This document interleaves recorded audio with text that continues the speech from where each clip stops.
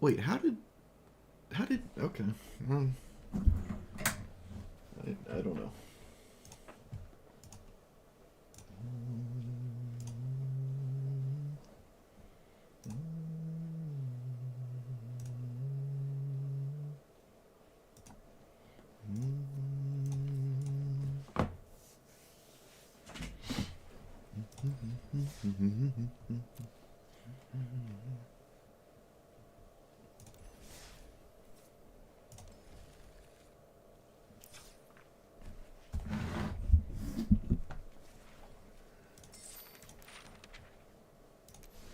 It's tomorrow, isn't it? Yeah, it is.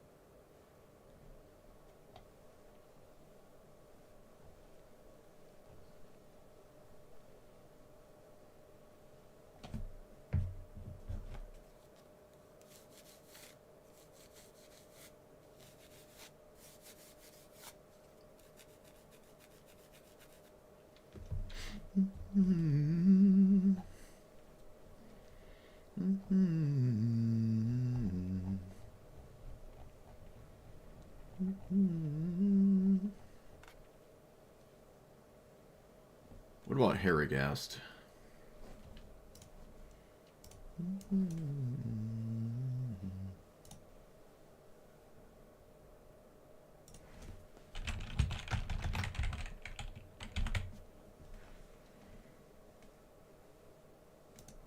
Well over a year ago.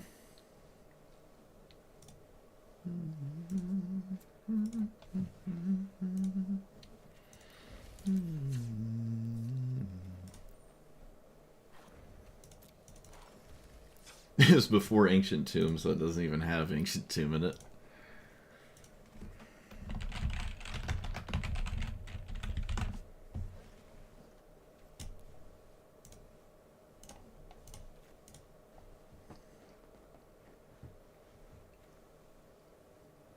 Affinity for artifacts. Why was I playing that?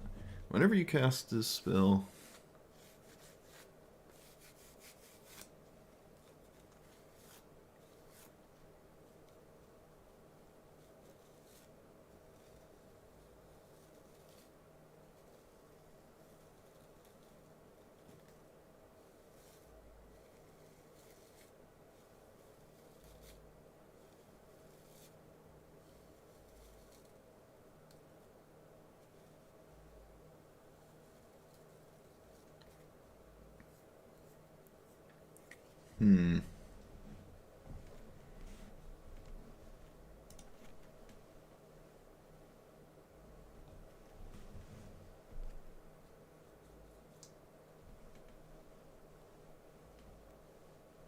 I'm surprised I don't have Bedlam Reveler in here, although that might be new. Might not have been around at the time. Field of Ruin is odd.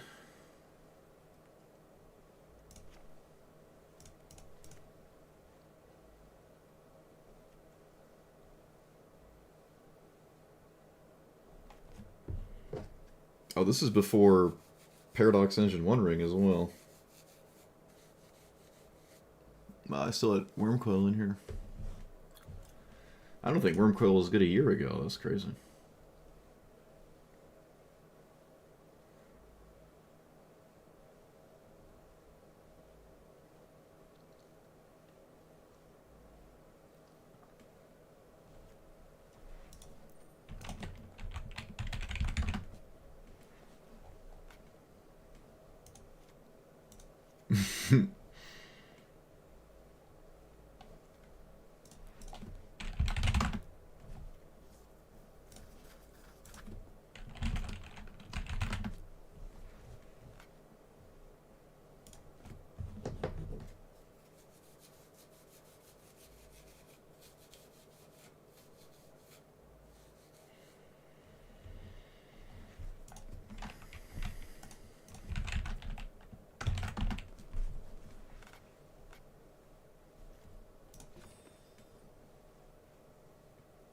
Well, it is an Eldrazi.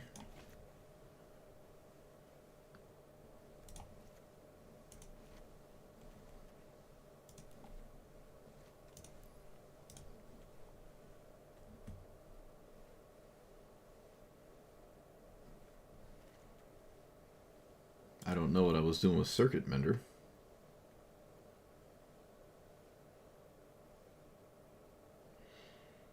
Yeah, I don't know about the red counter. The red counterbalance is weird though, isn't it? Because there's like no chance you tie with your opponent. No Sundays. What is this? Why are you here? Prototype is at 5. Oh, because it's a prototype. Enters cheap.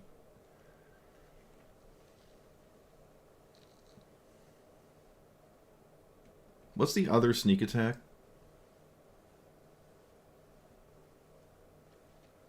Perforos? This is not an Underworld Breach deck. I don't know what I was thinking of that one. Why do I have Active Treason? Stealing my opponent's cards and sacking them? I don't like that at all. I don't remember getting away with that either. Shaman is better off as a mana rock, I think. Yeah.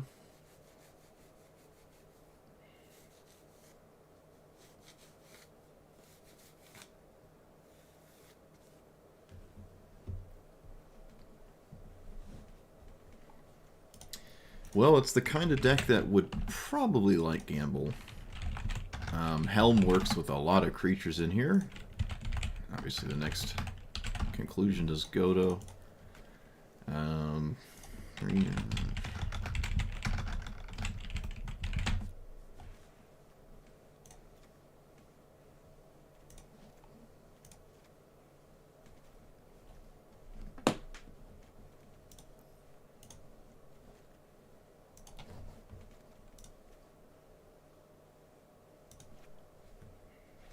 I don't like Inferno Titan. There's the new Ujin, which is not in here. Oh, there's also Ujin's Spaghetti Kitchen. Labyrinth.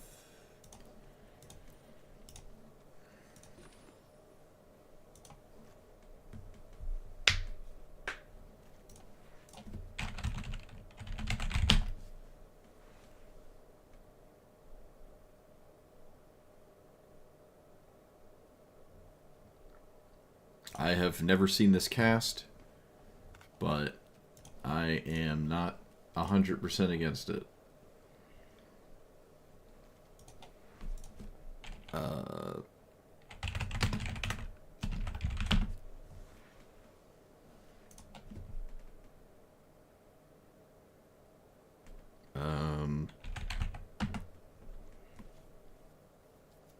Oh, it's only red creatures?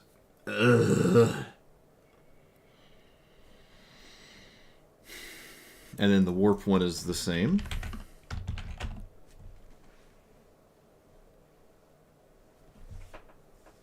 Man, come on.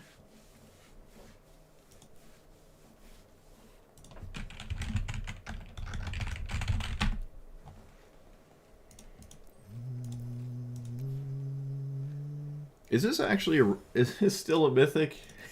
Why is this a mythic? Why is it a mythic?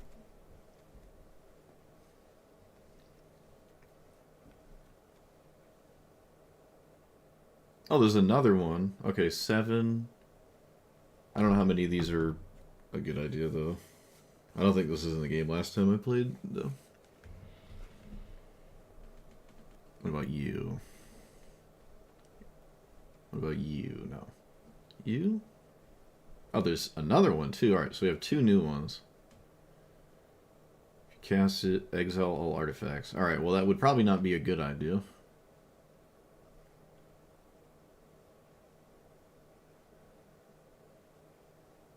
This is interesting.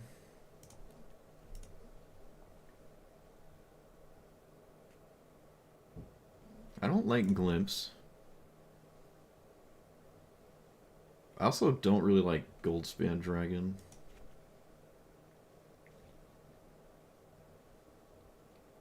Rekindling Phoenix is absolutely insane.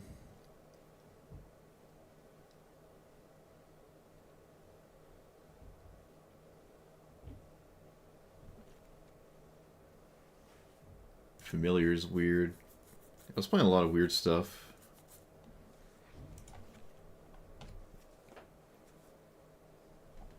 At this point, I don't even like Ruby Medallion. That's fine.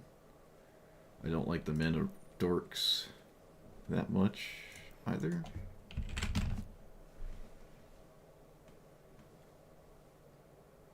What?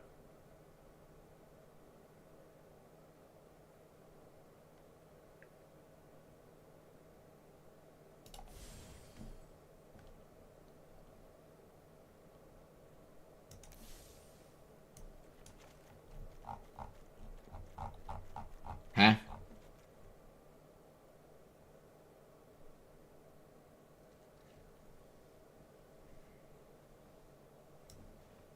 There's no way this is going to be legal, right? That wouldn't make any sense. That would just undo the Ancient Tomb ban. That wouldn't make any sense at all. Okay. I guess Soul Ring's around. I mean, it's not banned like this card is banned. It doesn't have the red shading. I can put it in. But it could be different tomorrow. I don't know. If you're going to ban Ancient Tomb, it doesn't make sense to then just decide that this is okay. That doesn't make any sense to me. Why would you waste your time banning Ancient Tomb? If that was going to come out in 3 days.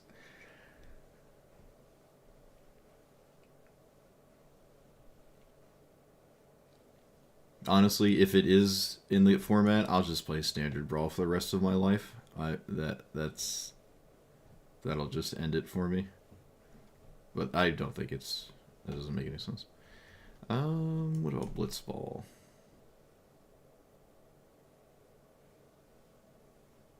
Blitzball sometimes does something. Oh, right, the other thing, yeah. Oh, no, it's already in here, okay. What's the other one? The other one? Forsaken Monument is like half good. Commander? It works with the Commander. It doesn't work with every mana source, though. So, yeah, well, I trust Wizards to not do something that makes no sense. We'll be fine. And if not, well... Oh, there it is. Ring of thing.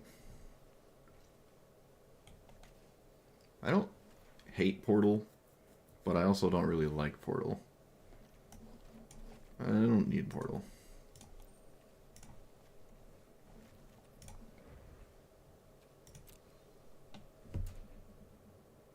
You got jump scared by Soul Ring? Yeah. So did I. So did I. It's a rare, too, which is a notable thing. It's not like a random comment, or a mythic. It's not a mythic. It's just like a rare. So it's actually obtainable reasonably. Maybe they'll ban it in a week, and we can have fun with it for a week or something like that. Like, why else would you put it into the... What other format would you put it in the game for? There's no reason to put the card in the game unless you're going to let people play with it, right? So it's in Timeless? Does Timeless have a ban list, or is everything legal in Timeless? I don't even know. Can you play Channel, Oko, Uro, Emrakul, Nonsense, Mana Drain? I haven't played Timeless in a very long time. I think I've only really played it during the event, when it was the main event. It's only restricted? Alright, so it's like our vintage. So there will be Soul Ring and Timeless. Wow. That's actually kind of cool. That's kind of cool. But Timeless, you know, the power level's so high, it basically is a casual format. It's hard to take it seriously.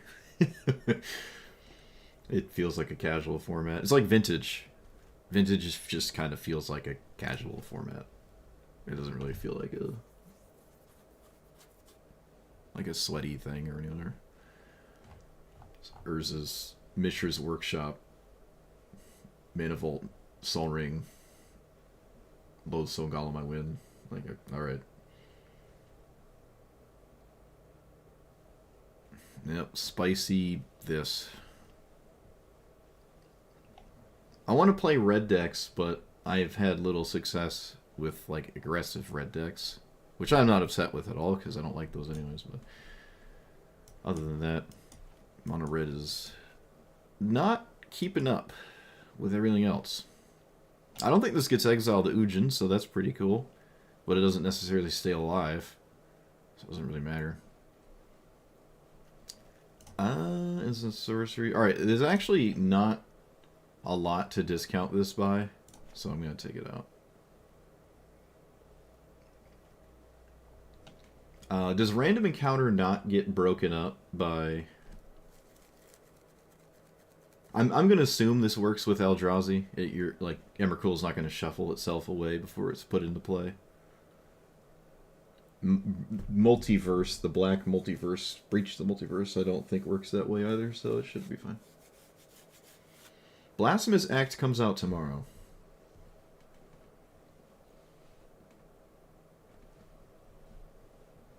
Yeah, the Storm cards are cool. The Storm Commander's Burgi.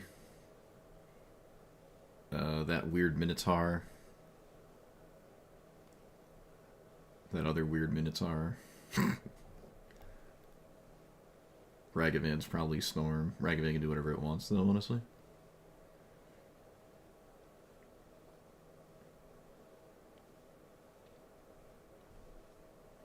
Do I have Inventor's Fair? No. Nykthos is kind of useless, but it's just a colorless land anyways. There's a lot of, like, value colorless lands you could play, but there's no real reason to worry about that. I don't care about that.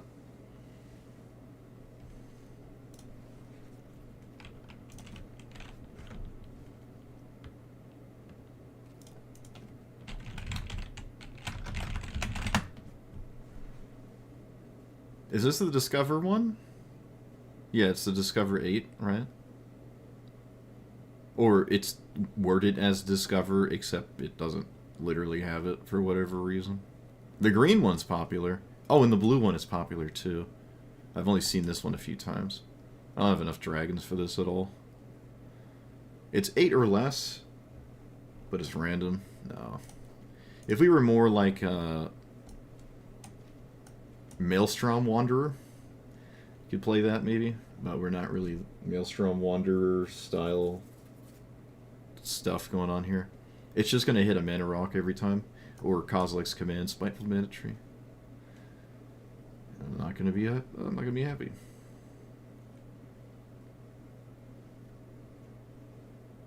Where's the regular Mirror Enforce? Oh, there it is. What's the third? Oh, there's a third 7-mana 4/4. And I keep thinking it's on Magic Arena, but apparently it isn't. It's the same as Mirror Enforcer, except it's a frog and gives you cycling or something. It's just like strictly better than Mirror Enforcer. For some reason, I am so adamant it is on Arena. But apparently it isn't. I've come to that conclusion many a time. I don't think I like Windfall too much, although discarding giant dumb stuff is fine. Kind of. There's better ways to ramp, though. I didn't play any sweepers last time. I don't know if that's any different now, other than Spiteful Banditry.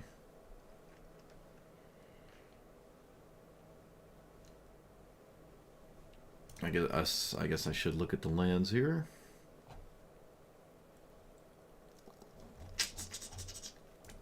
That's new. Shattered Skull is new. Arid Archway is probably okay. An Indestructible Colorless Land is fine, I suppose. Doesn't really do any... I don't think it has any functional purpose, though. This is neutral with Arid Archway. I don't care about Dust Bowl. Gemstone. I don't want Grier Reach. What do you do? I don't care. What's the commander one? Mirrorpool? Sack this land, copy an instant of sorcery, sack it, make a copy of a creature. Slide it in. For that one time it looks like it's about to do something and then doesn't. Reliquary is never gonna matter, but I can easily get rid of mountains here.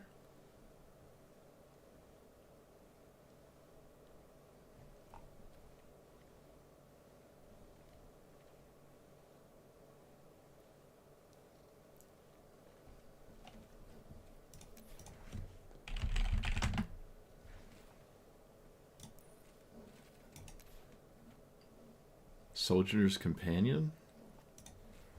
What?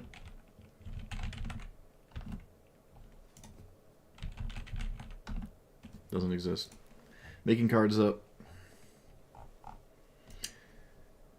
No Dragon Master.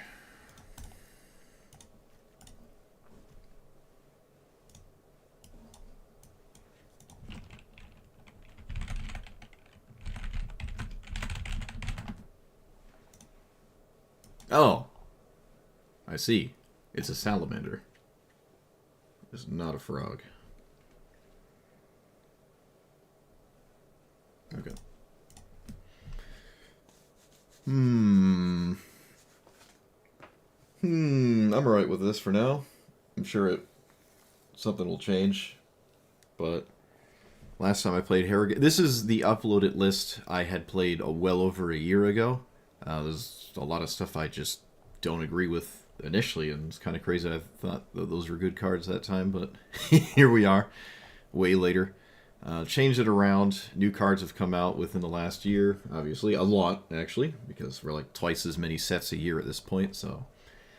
we got new Eldrazi. It's a mono-red, big red deck, so it should probably always have the Godo combo. Helm actually has other things it can do as well in this deck. Paradox Engine, One Ring, nonsense. But yeah, we're trying to play this, find something big in hand, and then cast it with Emerge, ideally.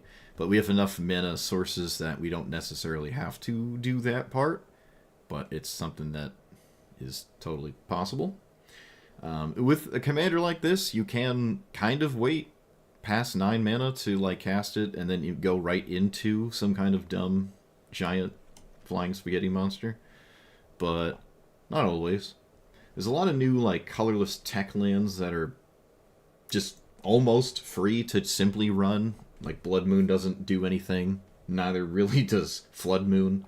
Winter Moon is the one that you don't want to play against when you have a bunch of dumb lands that won't actually matter. But I'm not really willing to play around Winter Moon. In fact, it's been a while since I've even seen one. Funny enough, it's been quite a while now. It's been like a month and a half, maybe longer. But it's, it's there. If you see it all the time, then, it's time to change.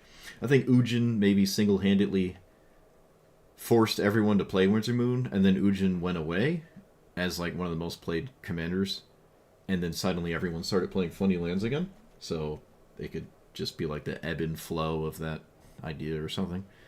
But yeah, so new expensive things. There's new cards outside of Mana Rocks and whatnot, like this thing. I've never played it before. It probably isn't the most consistent at doing anything, but it's funny. So it might do something eventually, Who knows? Obviously, Sneak Attack is huge. It's just massive. If I could put this in the command zone, I would. But you can't do that. Perforos and Tannic are the other sneak attacks, but they do not put in Eldrazi. It's red creatures or artifacts. So sneak attack's kind of on its own there. I think there's another one. Ilarg, the thing I never actually gotten around to playing. I think it's a boar. Hold on. On my list of things to actually do at some point. Yeah, this is creature card from your hand. So this one makes sense here. The Avatar set's coming out tomorrow, or apparently 2 Avatar sets are coming out tomorrow. So I'm not burning anything here. But this is kind of okay. it's a 5-mana 6/6 in a format that is decided by like Llanowar Elves. So if this is your setup plan, it's not. It doesn't even have haste, right? It's not super reliable, but I like it. It could easily go into this deck, I would argue. Just don't own it. It's been on my list of things to craft for like 2 years at this point. It's kind of funny. But yeah, so that's the premise there. Anything else fancy? No, not really. I mean, you have like discounted big things, so you play it for cheap, and then you emerge it for a lot more than you cast it for up front. Mirror Enforcer and whatnot are just like that. The only new one, I think, is this one. Since the last time I played it, all the other affinity discount cards are not new. There's Bedlam Reveler as well, and there's that other Bedlam Reveler.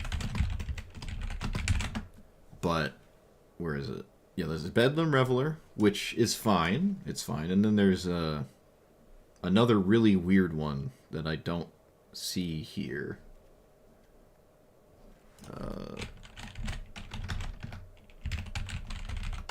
I think it has Adventure. Yeah, this thing? Yeah. So the left side is cool. You could just do that. There's nothing wrong with that Adventure there. And then the right side is kind of like a Bedlam Reveler. It's a 6-mana card. You ideally play it for like way less than 6. And then, emerge it away. But there's actually not a lot of instants and sorceries in here because you got to make room for the big stuff, and ideally you got to make room for anything that actually allows you to cast a 9-mana commander. This is more mana than even Ujin, right? This is 7. And then, yeah, so it's just kind of feels unreliable to me to have like a bunch of instants and sorceries and also try to do anything like that. Artifact lands? That's a good question. I don't think I put them in here. They were not to be in the game last time I played this. Uh-oh, I'm having a moment. Darksteel? Yeah, Darksteel Citadel. And is there another one? Cascading Cataracts? No, that one's just simply indestructible. Great Furnace? Is that what the red one's called? Aha! Ah! Genius. Okay, there we go. Alright, more affinity discounters. Oh yeah, and Ujin's Labyrinth. That's another one that, well, last time I played it, which was, I think, just simply the last time I made a YouTube video, it was in that deck, and I had a ton of ridiculous stuff like this, but ended up slowly taking them out because I was more fixated on the other things I was trying to do. But here it's just, I'm not taking any of these out, probably. Alright, enough yapping. Let's go.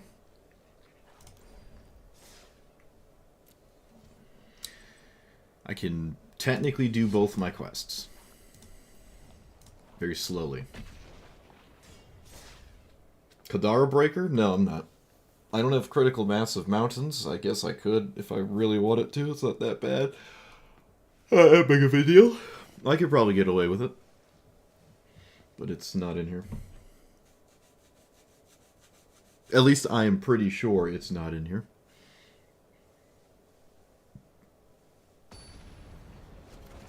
Triple red is definitely free enough, I think. I could probably get triple red when I need it. But it's not, like, totally free.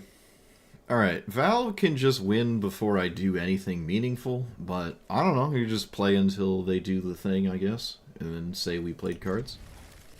But that's obviously way too fast. I can't even Lightning Bolt the mana ramp. My opponent's on the play with the best thing in the format. I played a mountain. I don't even have a 2-rock here. I just have nothing.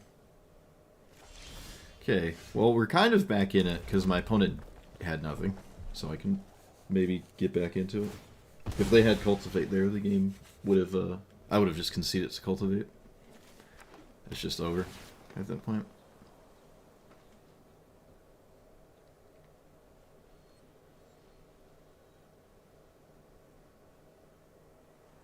Urza's Incubator? Maybe. Shows a card I could take out for it and not feel bad. Alright, nothing is crazy. This is actually insane. This looks like you just mindlessly kept it because it had Utopia Sprawl, which is totally valid, mind you. It is totally valid.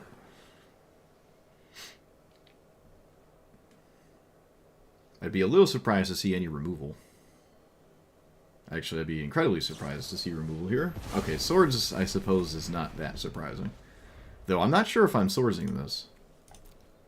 Maybe just swords anything, because, again, the game is decided way before I'm casting Emrakul anyways, right? So that makes sense. Just grab swords here, right? Or you need a land? Swords isn't doing anything, but they don't know that. Okay. Land it is. That's a DRC. That's odd. Is it odd? Is it surveil? It surveils. Never mind. It's not weird. I just had to think about it for slightly longer. Of the cards in my hand, I think this one is slightly better. So I guess I'll play it. It's slightly better than the Solemn Simulacrum. But again, I'm just completely and utterly 100% cold to the combo. Like, completely cold. They can just have it right now, and there's nothing I can do. Wow, they're running Manatithe, too. Crazy. I mean, it takes 2 nanoseconds to know if you have it or not. It's not rocket science. Green Sun Zenith, anything Zenith, Zenith, Zenith. Oh, look, it's Green Sun Zenith. Wow, no way. Who would have guessed? Alright, now all you have to do is anything ever. And then I can move on.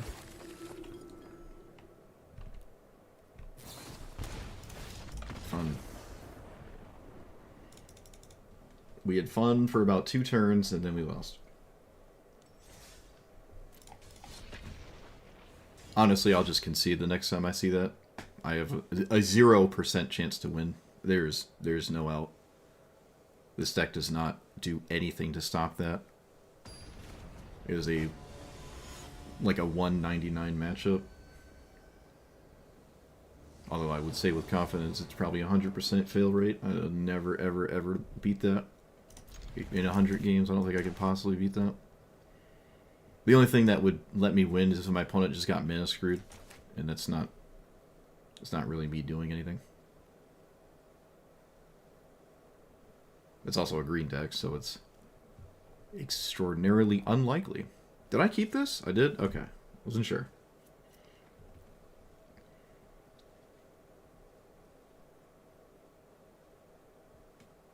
Well, this is almost a do-nothing for 3 turns, but we have an Abrade, I suppose. Where are the 2-mana mana rocks? I'm running all of them. I'm actually running more than I normally run. I even have Strike It Rich in here. Yeah. Let's see, do we lose to the green 1-drop again? Oh, looks like we do. Is it the one I can kill, maybe? Nope, can't even kill it. Alright. Well, we're on our way to lose to effectively the same exact thing again. There's no Abrade here. Sneak Attack helps a tremendous amount. In fact, Sneak Attack is one of the best things I could have drawn. It's actually not even close. They had a double green 1-drop situation.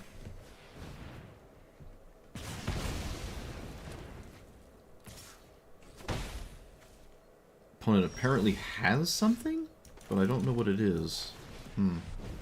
So if this resolves, we have Sneak Attack win next turn, which is crazy if it doesn't work long term. Okay, so now we have it in 2 turns. I'm not just going to cast Sneak Attack. Like, naked Sneak Attack.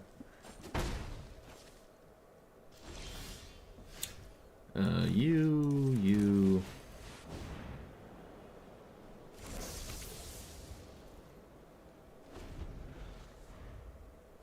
I'm sort of surprised they did this, but I'm also not 100% blown away about that. Alright, 1, 2, 3. Yeah, it's almost completely lights out next turn, but it's still, you know, you can still win.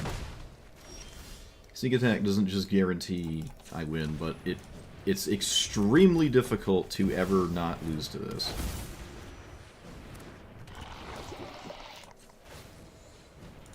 Oh, man. Yes. Yes! Oh, I love it. Okay, they actually kept loot. My opponent just kept loot. Wow. Well, you need a blue source to draw the cards. But even if you do, you have no lands. So it's quite the uphill battle. Alright, they found a land of a color of their choice, but it is tapped. It is blue without hesitating. I am... 1, 2, 3, 4, 5, 6, 7, 8, 9. Alright, nope. We also have a boatload of things we could simply just draw. Yep. Yep. Oh, that's unfortunate, huh? Alright, let's thin our deck of a land, shall we?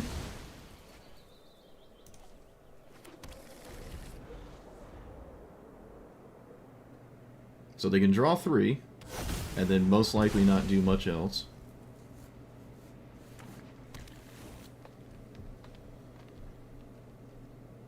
Oh yeah, they also can't swing anymore. Wait, what? Why did you swing? You can't trade commanders. What are you doing? There's no way you can trade commanders here. Well, they'll never cast their commander ever again. And I can at some point cast mine? Okay, yeah, I was about to say. You can't do that. You also didn't draw 3 cards first. You should have just done that to start.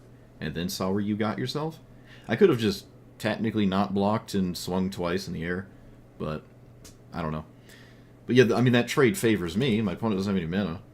And then well, all I have is mana. But again, sneak attack is still here. So if I ever find anything, it just basically wins immediately.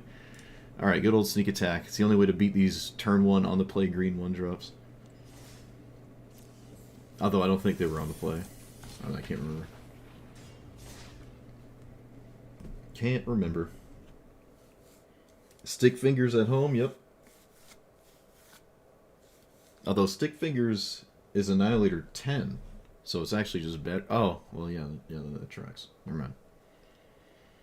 Don't listen to me.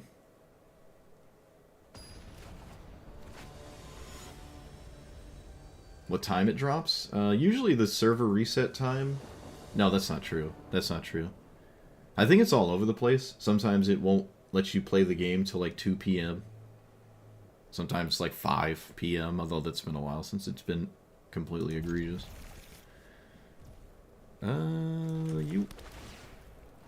Another land is interesting, but I'm gonna not take it. Let's see. Is it all games have had a green 1-drop? Looks like it's finally not the case. Finally free. We will play this now because I said so. Yeah.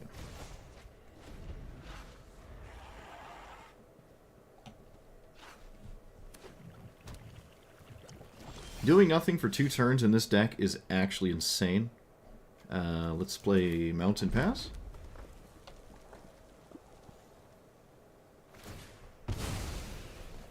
This is actually just completely nuts to me. This is the one, right? Yeah. Huh. Okay. Well, yeah. You got it. Sure. Not really what I expected, but it's what got played. That can't swing, right? Yeah, it can't swing. So I can play Chandra, but it would be kind of bad if it got answered. It can't technically get answered right now, so let's just do this, I guess. But it feels bad if it gets answered.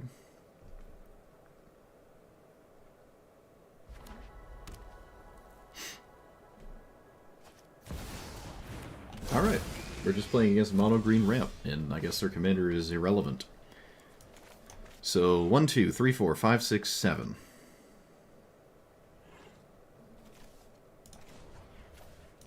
How many lands do you need for this? City's Blessing, okay.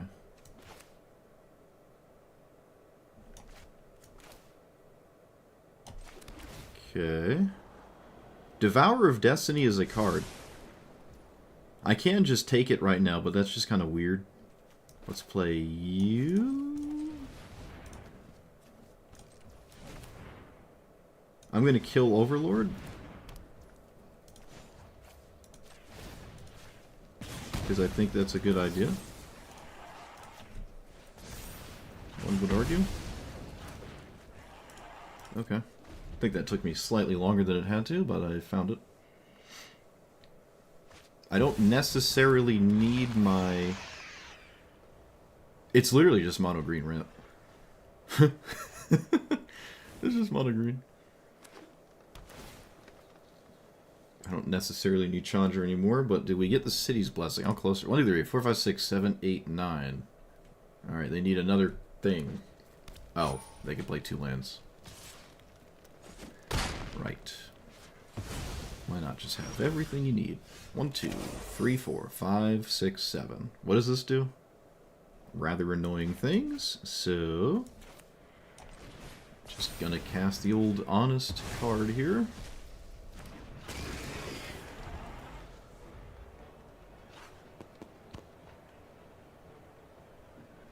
And then next turn I can effectively do the same exact thing again.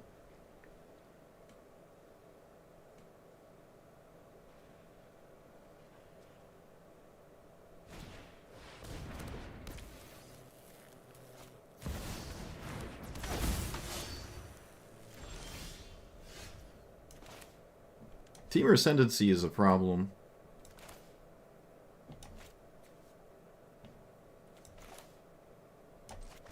I'm still gonna blow up their commander, though. Still gonna blow up their commander. And I will swing for 6. Okay, so now they have to deal with Cityscape Leveler. Or they lose.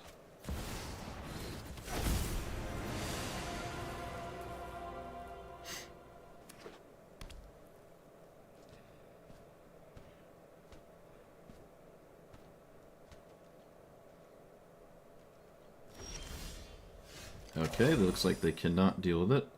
So we spin the wheel here. 3, 4, 5. Yeah, we're gonna just spin random encounter, I guess.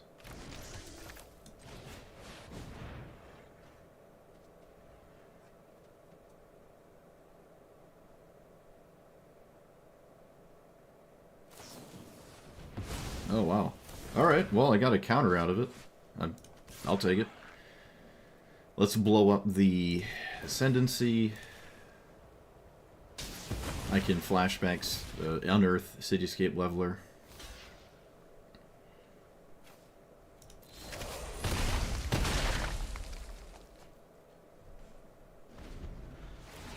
Maybe I could have swung with the Devourer as well, I don't know.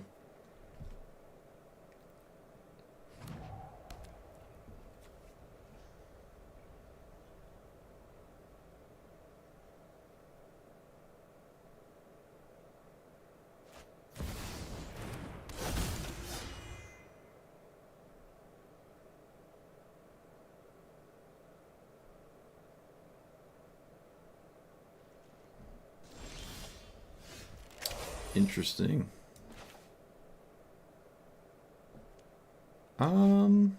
Let's lead with Faithless Looting.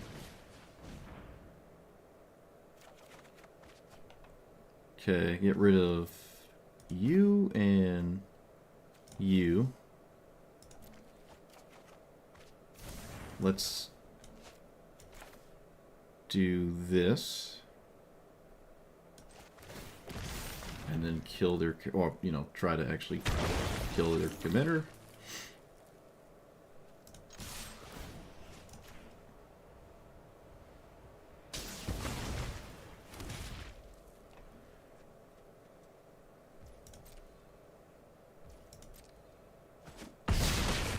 Okay, all of that simply just worked. So, pass. That all just simply worked. I have lethal in play, technically.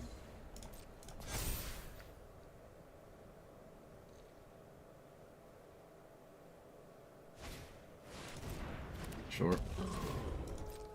I don't think you can swing with the frog here. You kind of want 2 blockers because you don't want problems to happen. Okay, does that change anything? It does. I just died. Well, that's boring. Cool. Alright, silly me. I thought I had something going, but I forgot I was just playing against mono green. My bad. I forgot.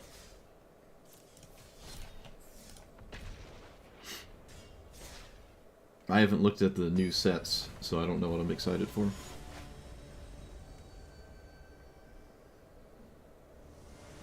I'm not taking my time to go through 516 cards.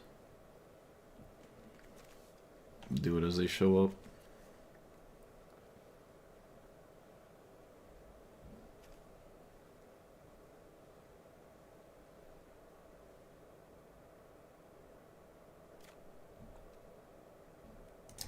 Can I please get a game with a 2-drop? Alright. There's a whole bunch of them in the deck. Although I still don't really like Ornithopter here too much. Or the mirror.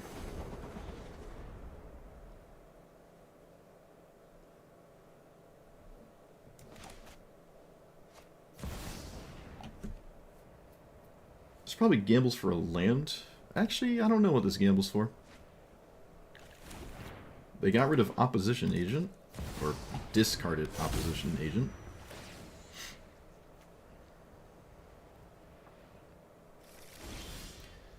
Oh look, we found it. So we just play this.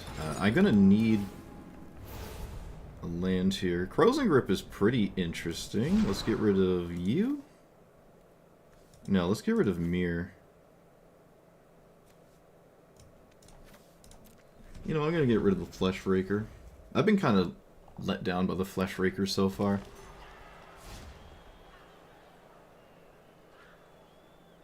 There's still no land in a graveyard. Yeah, this hardly matters. I just don't want that tapping for mana, obviously. It's by far the best thing it can do. Wait, what? Oh. That's really funny. Sure.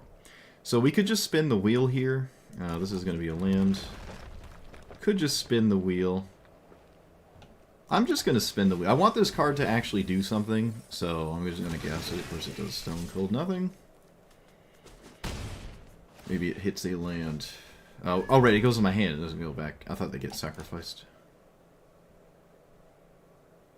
Alright, well we did 3 damage for 6 mana. Can't be too upset.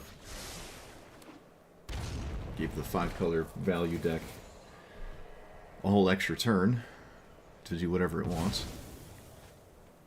Of course it finds something. Why wouldn't it? God forbid we find something, though.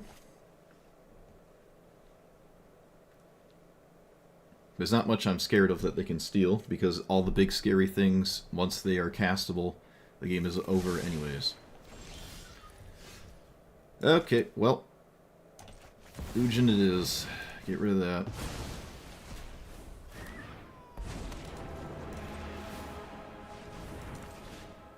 I will get rid of Birds of Paradise here. And I will pass. Yeah, it did have the chance. It can technically be the chance next time. Alright, somehow, in some insane universe, the one we currently live in, my opponent just didn't have anything in their 5-color value pile. That's kind of crazy. I mean, even a red source here can let you just play Kenrith and swing with it. So, that's kind of weird. That's actually insane. It wouldn't kill this, though, but still, it's really good. I mean, just the fact that they have nothing here is hard to believe. Wow. Alright. Sometimes that happens. Sometimes that just happens. I'm going to take out the Flesh Raker. It's probably wrong to put it in to begin with. It wasn't in the well, it wasn't in the game last time I played Herigast, so that's why it wasn't in the list. Same with Matter Reshaper. I'm going to be completely honest. This is also just kind of meh. It also means Faceless Agent only hits big Eldrazi if I take out the two small ones. I think there's something there.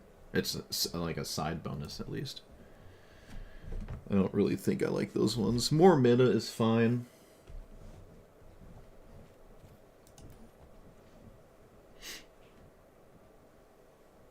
I don't think Ujin's lights out. That's not true at all. My opponent has access to every removal spell ever printed. It's not at all lights out. All it did was exile a Birds of Paradise and Birthing Ritual, which already got value. So, no. There's at least 55 to 65 cards my opponent could be running that just very easily... Like, Golos doesn't care about Ujin. I don't think Keenan cares about Ujin. Scythus doesn't care about Ujin. They all have so many removal spells for it, too. Although counter spells are like kind of a not great answer, it's still an answer that works. I don't want Urza's Incubator. I think more like mana that taps for other things is fine. I think I'm just going to play Palladium Mirror, the off chance it lives. Fire's Invention? No, I don't like impulse draws with 15 drops in your deck. I wouldn't advise doing that. Oh, Celestius. Oh, whoops. What's the nerfed fires? What does it do? Spells only during your turn and no more than 2. Okay, so it's Omniscience for your lands. Land count. I'd rather it just be a Mana Rock, honestly. If it was just a Mana Rock, it would just push me to more expensive cards instead of just casting free Mana Rocks. I'd rather just have more Mana Rocks, which I put in, so we're good.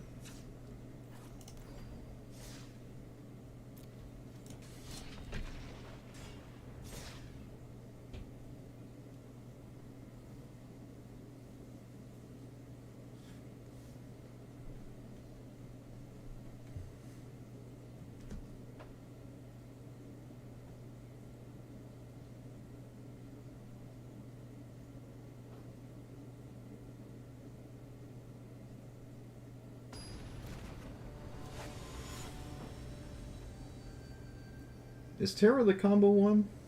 What was this one? Mill, flying, combat, 2, return. No, it is not. Faithless Looting makes this okay, but that still... I mean, with the Devourer and Faithless Looting, I'm convinced that I'm pretty likely to hit something that matters off the top of my deck. So... Put one of those on the library... Wait. And then the rest get exiled? Alright, well, the land is nice. Ujin is also nice. I think I'll...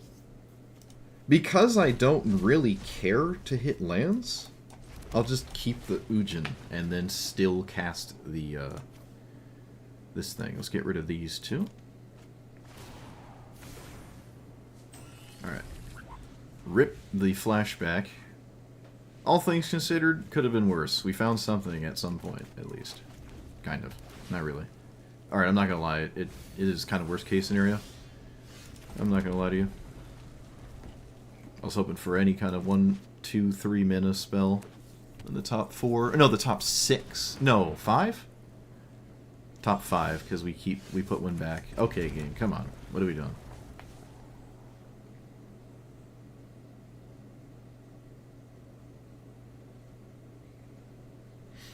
Yeah, Earthbending's pretty funny. Earthbending is really funny with Urza's Saga. You just keep doing it. It's kind of funny. Alright, well, we did nothing for 4 turns, so I don't full stop expect to win this game. Let's warp this, I guess. I don't know. Doesn't really matter.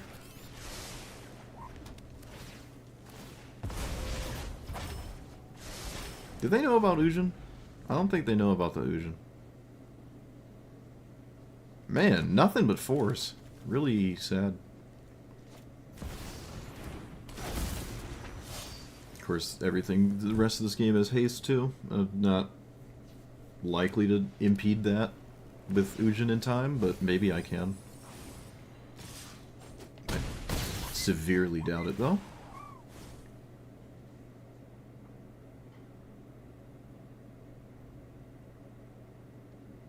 I guess I can distract my opponent with Chandra. It's not like the worst thing to do. Okay. This heist, again, heisting anything that wins the game would involve my opponent already winning, because they would have like 25 mana. I don't care about this.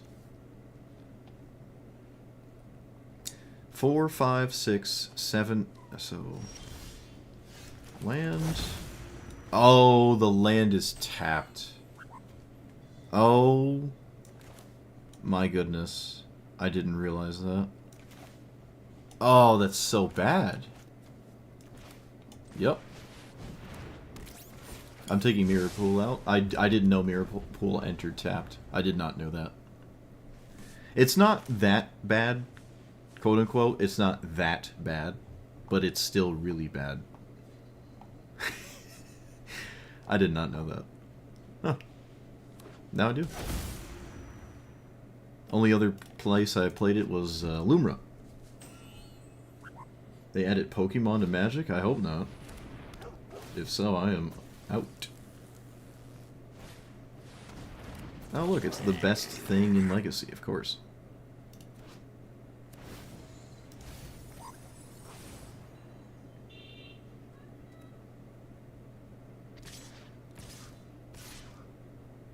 Opponent, you can very freely swing with everything. There you go.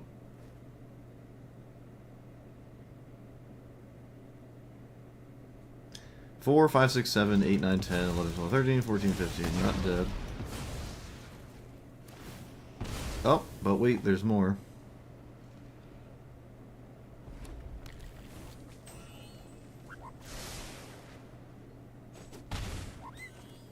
Oh, maybe not.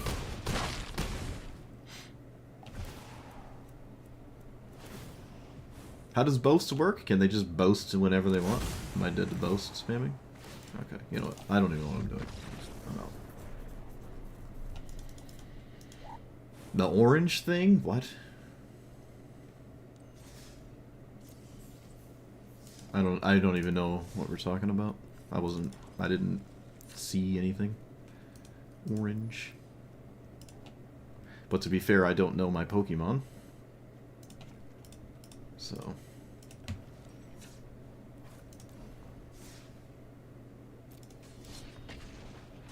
Oh, the Chocobo? Oh. I guess it was a Chocobo. I didn't see it. It wasn't... I don't know. I didn't see it. Yeah, the little bird. Chocobos are like those bird things. I guess that one was orange. Yeah, that's from Final Fantasy. Which I, by the way, could not have told you that either. Because I don't know anything about Final Fantasy. Alright, this is the Mardu combo deck. Not the last one. Does probably something similar enough. Oh, I didn't know Inferno was in here. I don't know if it should be, honestly. We have 2 tap lands. Oh, man, what is going on right now? There's no incentive to strike it rich turn 1 in this with this hand, so I can just do whatever anyways.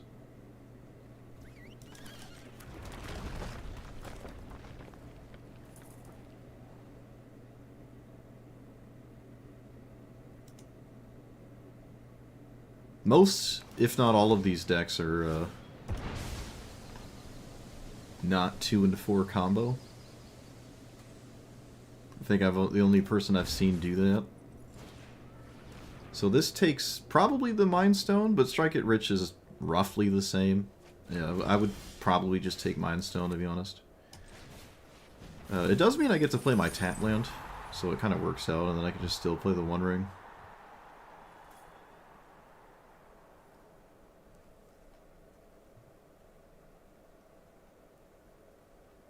Yeah, I'm just a warlock, you know. Well, technically, I've been a druid for the past 2 months playing Remix. I've played so much Remix. I've been making so much gold carrying people. Oh, it's so great. I've never had gold before. It's only been 20 years. Having a blast carrying people for gold. They just hit 80, nice. Yeah, I carry guildies and stuff through 40s when they finally go about making a character. I'm going to play Strike It Rich, and then I'm just not going to do anything else. Because that's what I chose to do. So, that's what I did. Firebend? Like firebending? Isn't that... Do you just have red mana in combat or something? It doesn't really seem that exciting. I'm sure there's like some goofy card that lets you take the red mana out of combat. Airbending is the one that I think is pretty nice. So everything is Felia now, I guess.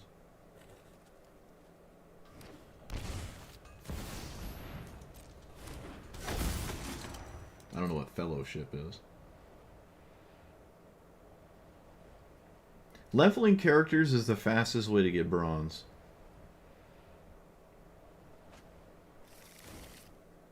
Oh wow, they took Solitude. Wow. My opponent grabbed Solitude. That's insane. Alright, now I don't have a choice. I have to play this now, unfortunately. I'd rather not. I am going to try to draw a card, a land here. If not, I mean, we'll find lands eventually with the One Ring spam, but we've basically said there's a clock in the game. It involves this One Ring. Alright, I didn't get there. That's unfortunate.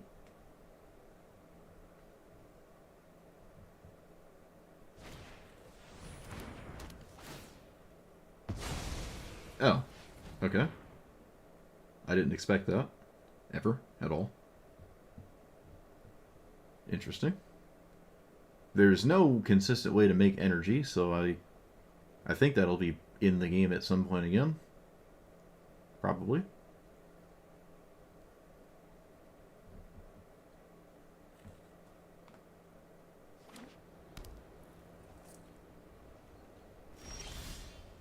Okay, well, there's a land. Pass.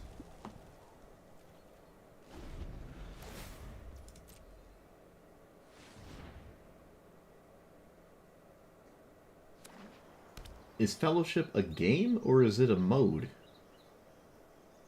Is that like some private server thing? I have no... It sounds kind of neat. I don't like Mythic Plus, though, so... I wouldn't like it anyways.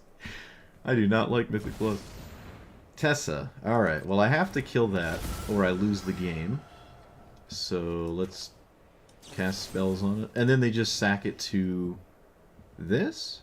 But there's nothing I can do about that. It's only a 1/1 counter. It's not that big of a deal.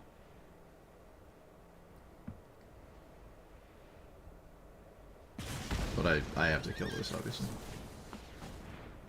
It's a game? Yeah, never heard of it. But to be fair, I don't really play a lot of video games. I play Magic, I play WoW. That's it. I have a list of games I'll play. I want to play Doom Eternal. Whoops. Doom Dark Ages at some point. That would be something I'm interested in playing. What's another game I want to play? The next Resident Evil? I'll play that. I'll play any Silent Hill game that comes out. No questions asked. But yeah, I don't really play that many games.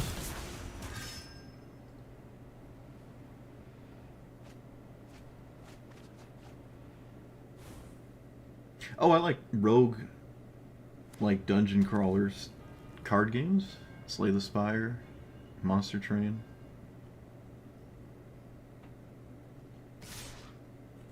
Okay, do I block the buff from? No, let's just block this. I can have the Solemn die later. I'm okay with this.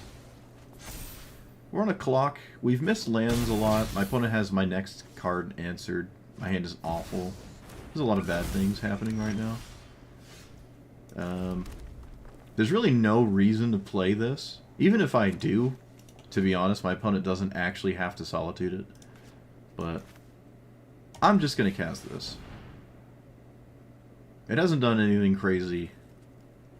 Maybe it does this time. Okay, not really.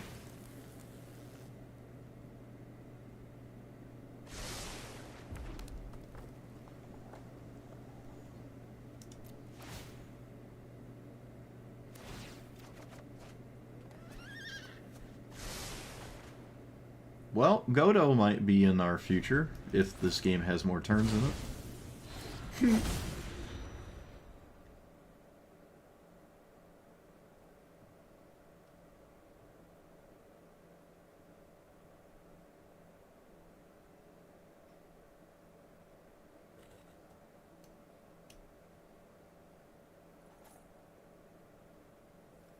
Oh, it's just a Mardu value pile.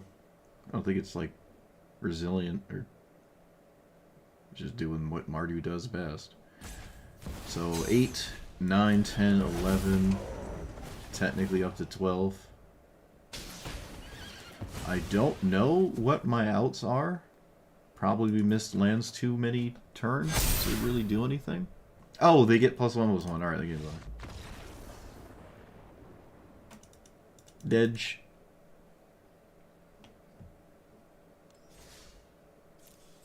Celeste is one of my favorite commanders ever. I've played it like 3 different times in 3 very different ways. Oh no, I think I only did it twice. 2 different times in 2 different ways. I played Diablo 4 actually, I forgot about that. I played Diablo 4 so fast and violent that it almost feels like I don't play it. I just play the season for 2 weeks, and then I don't play it in between. I forgot about that one though. Hey, it's the Geist of St. Traft. That's not Geist of St. Traft. I don't really interact with this at all, which is a problem. It's actually quite a big problem.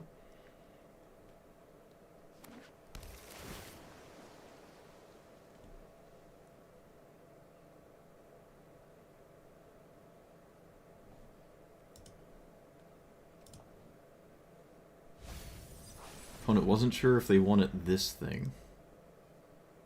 Okay. Alright, get in there, Iron Crag. Oh no, this remand or something. Oh, I guess not. Oh, the dog doesn't do anything when you poke it? Well, that's unfortunate. So, I think Simulacrum? This is more mana. I don't know if it... I'm not gonna lie, I don't think it matters. I don't think it matters.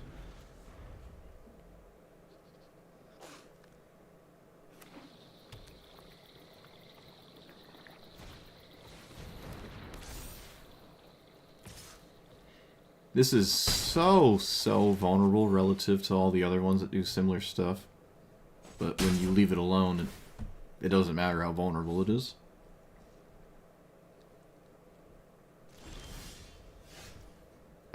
That's gonna have to name Dragon. Or Eldrazi, I guess. So, 1, 2, 3, 4. Solemn Simulacrum. Which can't block anyways. Opponent doesn't want me to have it. I mean, it literally cannot block.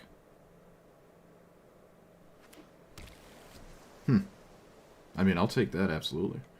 1, 2, 3, 4, 5, 6...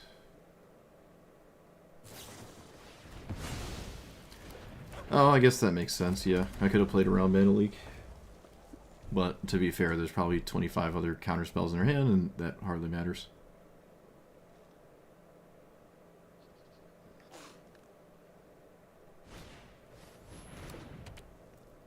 Sigardazade. What degenerate equipment do we have in our hand? Apparently nothing, alright.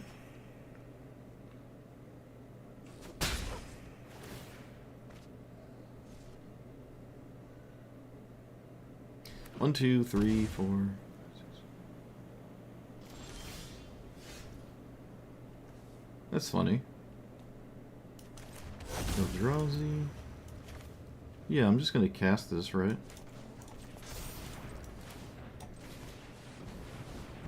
Again, it's something my opponent fundamentally doesn't care about, but I can put it in play, I guess. If it resolves, like, it doesn't really matter. Does not resolve. There's no reason to pick it back up.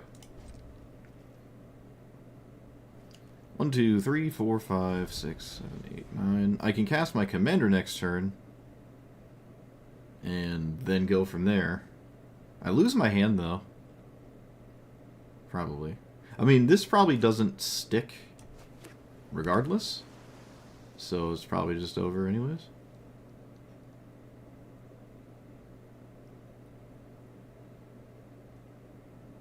It takes very, very, very little for me to be out of this game. So...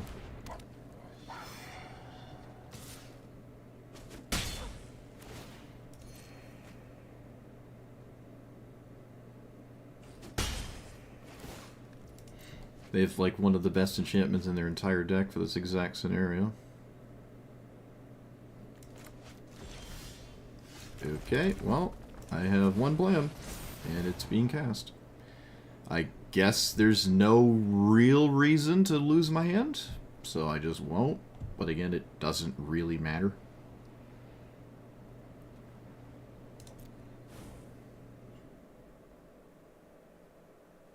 Opponent, all you gotta do is cast a spell on this card. Please. Let it resolve. Cast your swords.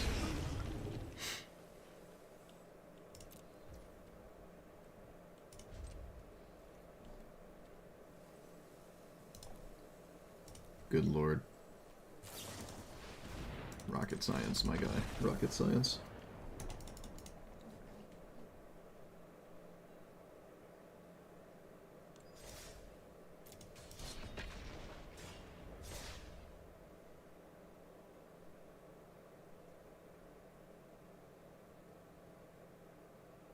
They were supposed to respond to the equipment as well, so I couldn't emerge immediately. They actually misplayed. If I had something there, they would have felt really bad.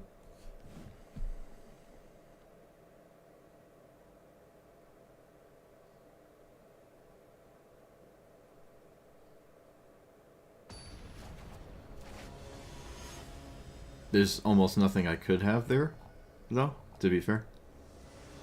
Nothing I can think of.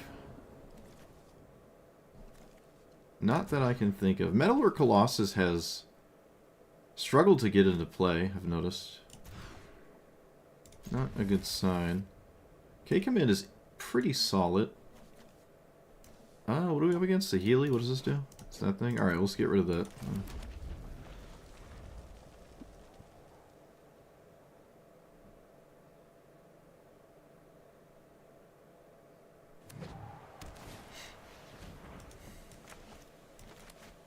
I've only seen one combo deck, haven't I? I think so. I don't think I've seen another one. Unless I'm not thinking of something.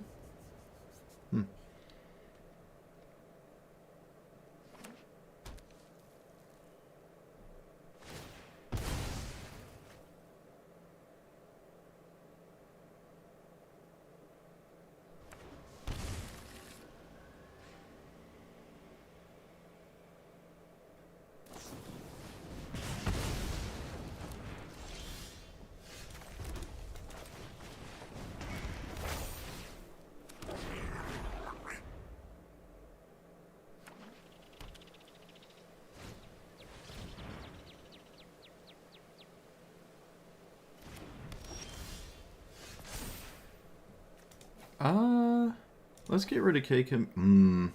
Let's get rid of a land.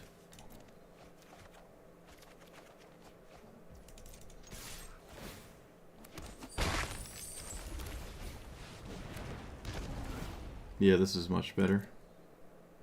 Or I should say it just worked out.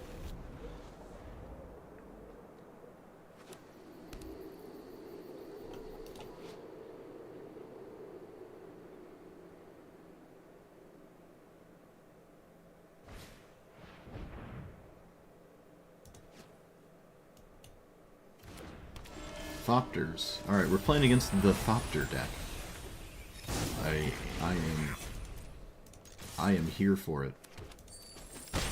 Well, we have the surprise haha, so I guess I'll 1, 2,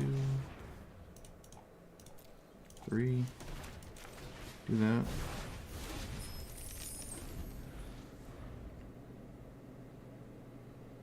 Take him in for 1. Seems kind of not good.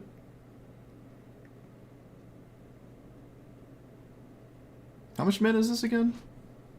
It's 11 mana combo, right? Not 10. Because we made a mistake once, our opponent thought we had it, but we didn't. So, it's 11 mana. 1, 2, 3, 4, 5, 6, 7, 8, 9. Well, unless something really bad happens, we probably have time to...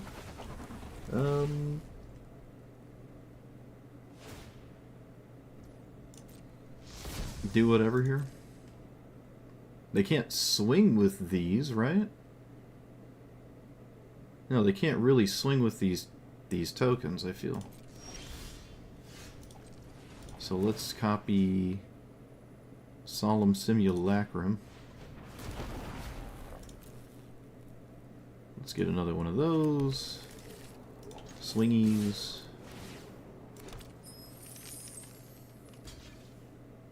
You might as well kill both? Wow, really? You just want the Thopters? I would trade off these creatures because the reflection is a thing doing stuff. But so be it. I'm not gonna Herigast. We're currently just trying to get a Godo window, is what we're really trying to do here. And the way my opponent's playing, it seems like I'm likely to find it consistently. Draconic Debut? I don't think so. What does this do? Other blue creatures you can have. Whenever a creature goes... Huh. I don't like that. So, 1, 2, 3.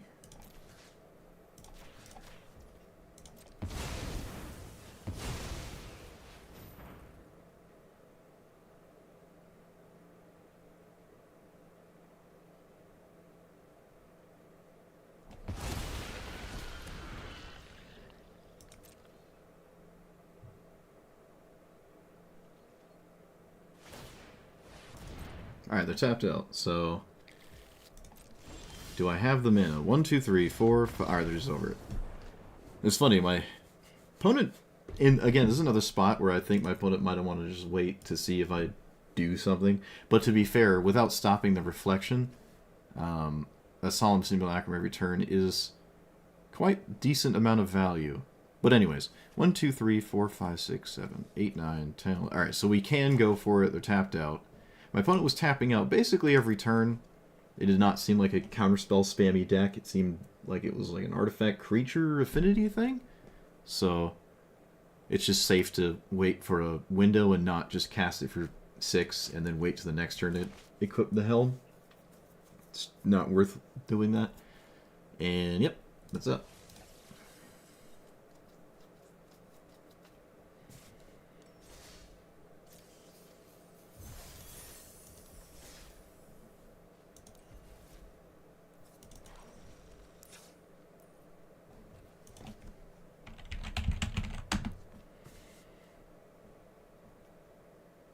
The next dragon cost less.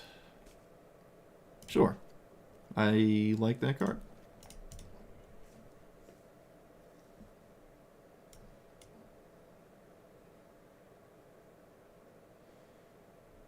I don't like it. Star mounts.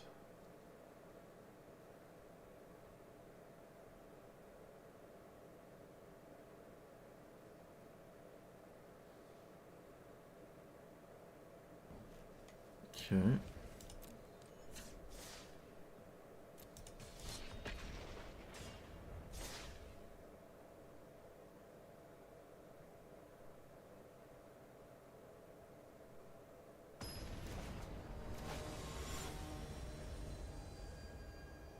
Oh, wow.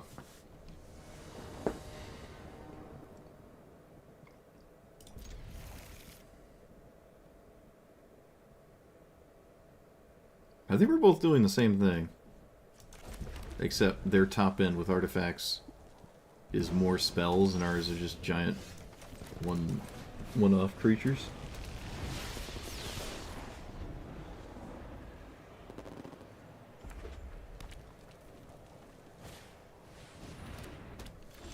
It would in fact look like we're doing kind of the same thing.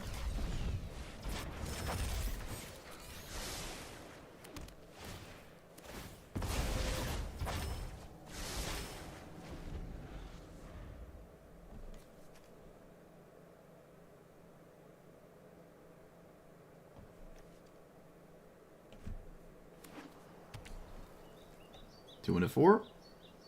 That's what I did. No, not quite. 2 into 4 differently?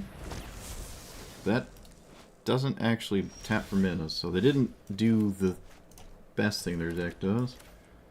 I think this is just way better than not doing it, so I'm gonna do it.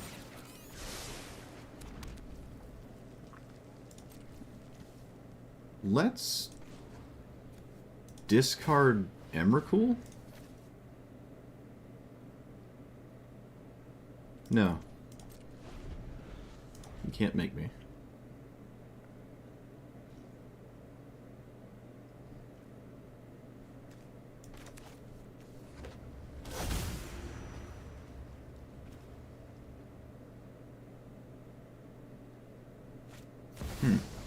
Apparently I could have cast this. I didn't realize that.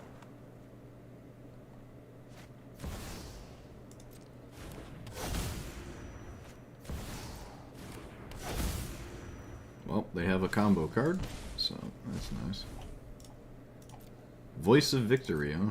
Oh look, another combo card just right off the top. Amazing.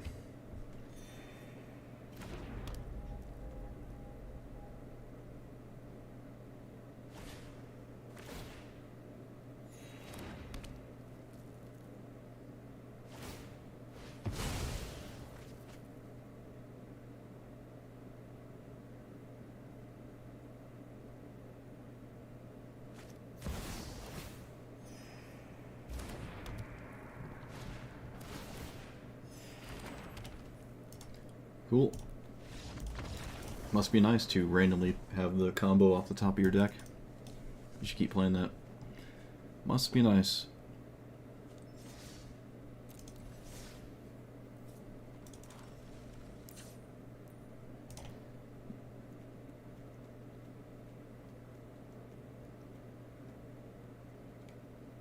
I'm gonna take out Banditry.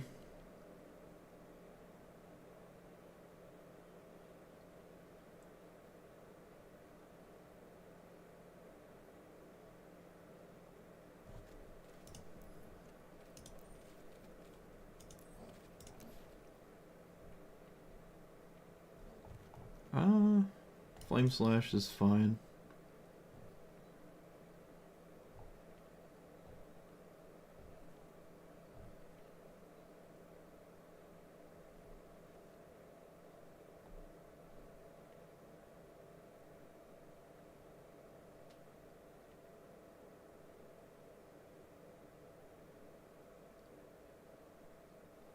We are playing a Braid, so maybe Suplex is also okay.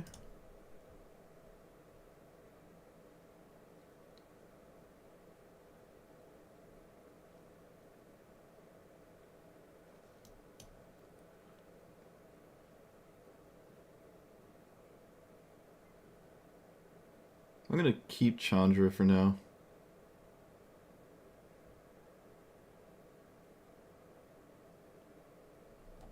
What does this do? Okay. I think Cityscape Leveler feels kind of meh.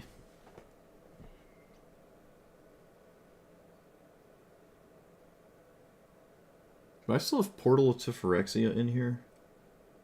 Looks like I don't. Maybe it never came in.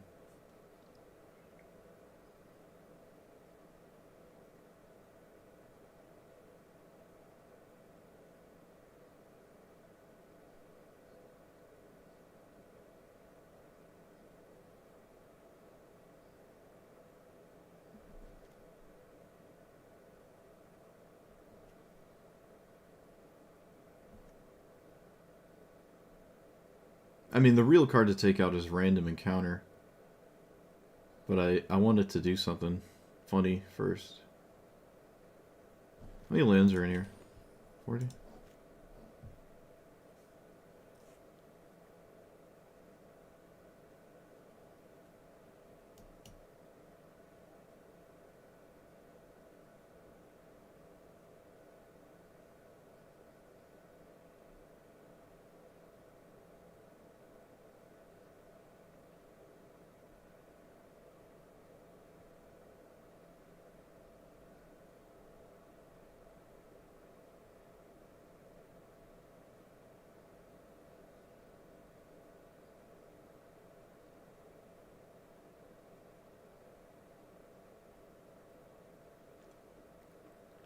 I don't like taking out a land. I don't like it.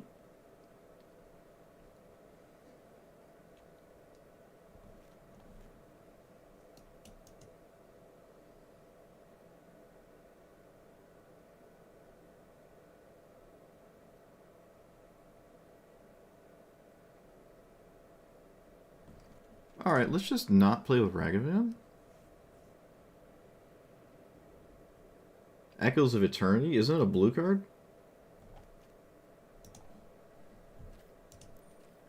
Maybe I'm thinking of something else. I must be thinking of something else. Wait, isn't Echoes a... Oh, no. I was thinking Echoes is the name of the space set. I don't know the name of the space set, actually. No, I don't like this card. I've never liked this card. I don't think it works in any format ever. It's just a funny card that you play in casual EDH. It's not a very good card.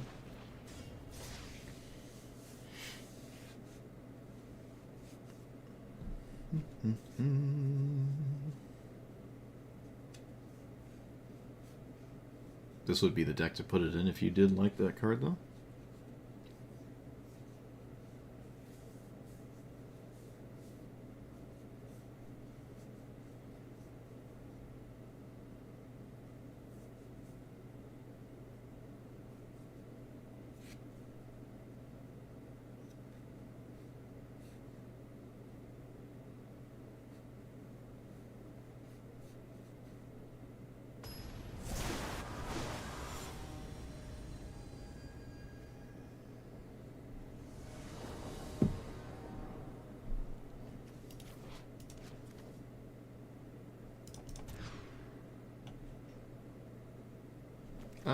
Sure.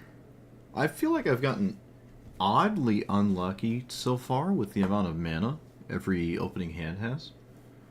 It's a little unfortunate. I have, well, maybe not as much, but there's a lot of mana in here. Kind of similar to a green deck. Just feel a little unlucky. Like it took me an hour to find my first 2-drop. And I'm running more than I normally do. With like the 2 mana rocks, of course. Red. I don't even know if I've ever cast this yet, actually. My opponent played Thriving Hearth. Huh. Well, that's interesting. Well, we'll just start pushing through random counter spells until something resolves, I guess. Apparently this is not it.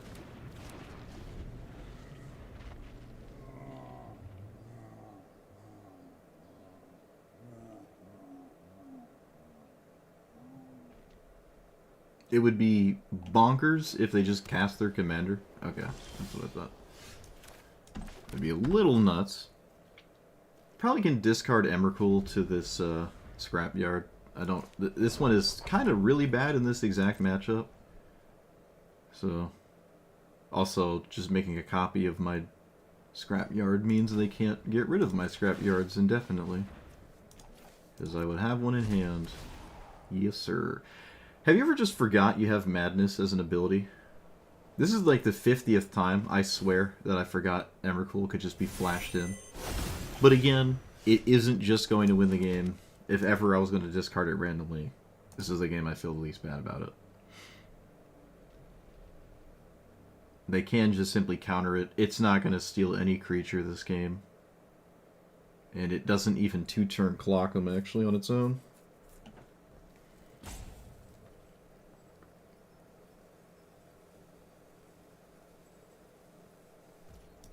Opponent is struggling heavy with something. The old blue-white LARP.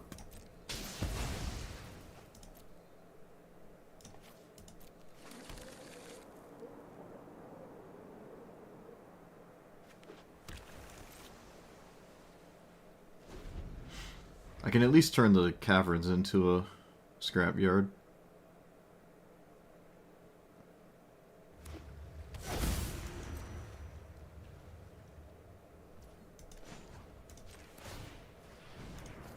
Because it's not like I can play 2 lands a turn anyways.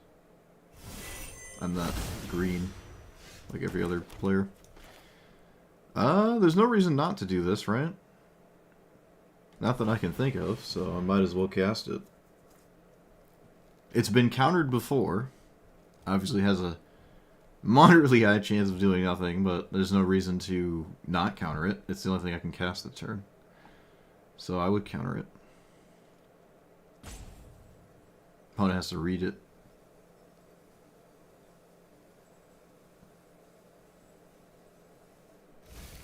Oh, they didn't counter it. I guess you don't have to counter it if that's all I get. What did I lose? Mana, rocks, and lands.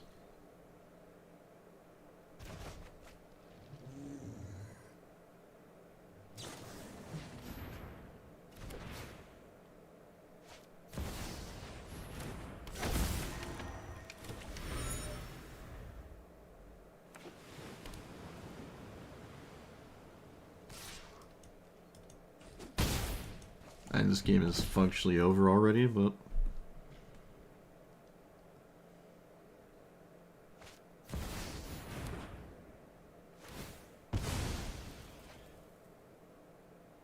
My only out is to just play giant cards from hand until they can no longer deal with them.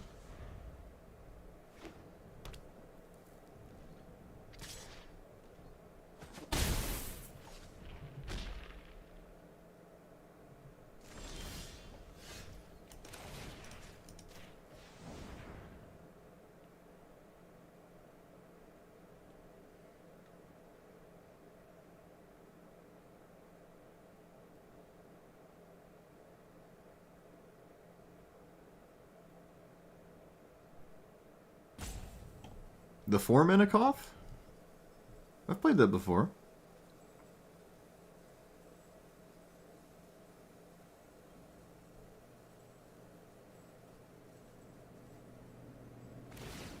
It did way worse than, Wow, really? How do you shields down? This is an awful turn to shields down like this. Like, completely... What are you doing? Can't punish it, though.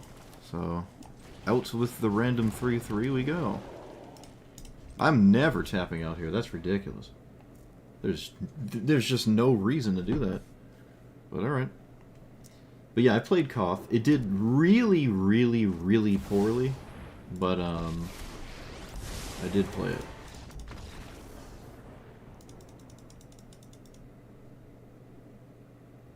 The 4-mana Chandra is way better. Way better. I guess they go into each other's decks, though. Koth just never did anything. And it's probably just way worse now than it was when it first came out, too. Wait, what? Oh, I thought you said Koth. Oh, I'm dumb. Don't listen to me. I don't know how to read. Dyslexia is real. There's definitely a T in there.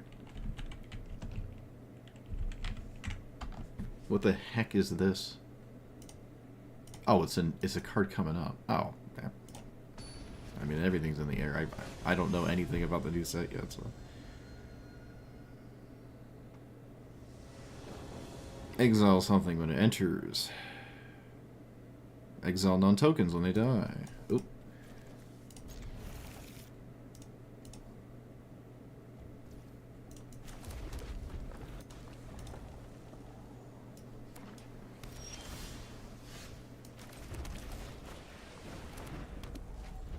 May a life choose a creature, and then this just has all of its abilities. Okay, well, Historic Brawl is not the format for it, but it's kind of a cool card, I suppose. I don't hate it.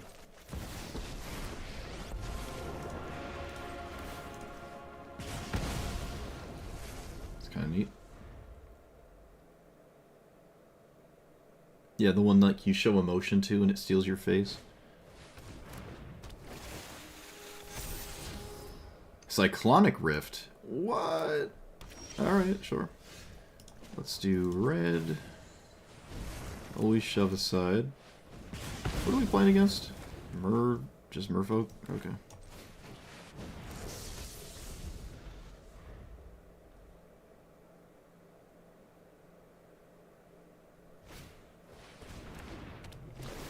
Just running all the explore cards. Immortal Sun?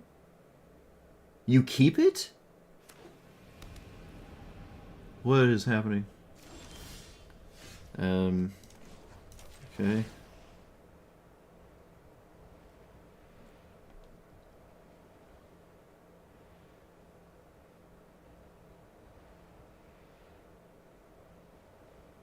You give it mithril armor?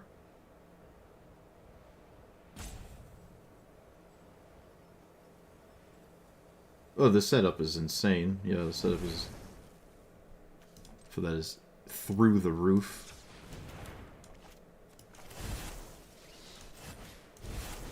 Oh, why does it not play with the blue mana? Game, please. I think I'm just playing this. I'm not sure I'm going to react with... Do I kill this thing? Why do I kill this thing? Why do I play Ornithopter? Why do I do anything, actually? Hold on. Alright, your turn. I'm going to leave it Lightning Bolt. I don't like what's happening. Sacrifice... Okay, that's a... Really... Actually, no, I don't have to do anything about that, right? No? It's a 6-mana mono-black commander, so it struggles to get away with anything. Your opponent also has to have creatures for it to really do anything. Unfortunately.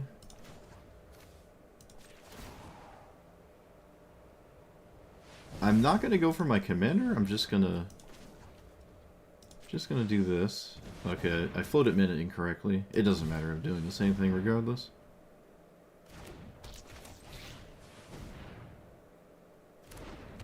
Okie dokie. I am not going to swing, because damage from my side doesn't really do anything. I feel like I really should respect a counterspell here.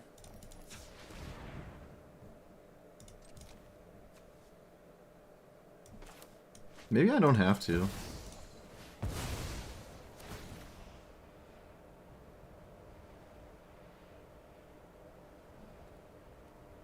Oh, I lost my lightning bolt. Alright, I'm an idiot. I'm a consistent goober. They can bounce my commander, but that probably is not really a good idea. Probably. Okay, well now we need something. We have a 6/6 in play, but we didn't draw anything. Yeah, we missed out on the lightning bolt. That was obviously very, very, very dumb. But please, maybe? Alright, well, you found your donation incentive on that one. That one's not high on the priority list. I'm gonna say that. At least currently it isn't. After having just read it for the first time. It's not super high up there for me. Your opponent needs to be a certain kind of deck, and you also need to have certain kind of card. Like, it's... as like a lot that it's asking of you. Like a metric boatload is being asked of the player to have that do anything. Like an insanely high degree of things are being asked of you.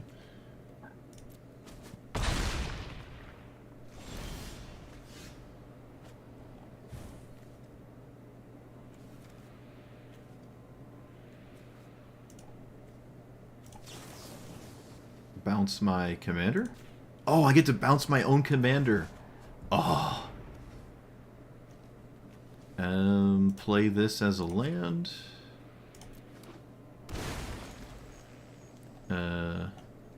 Kill my opponent's cards.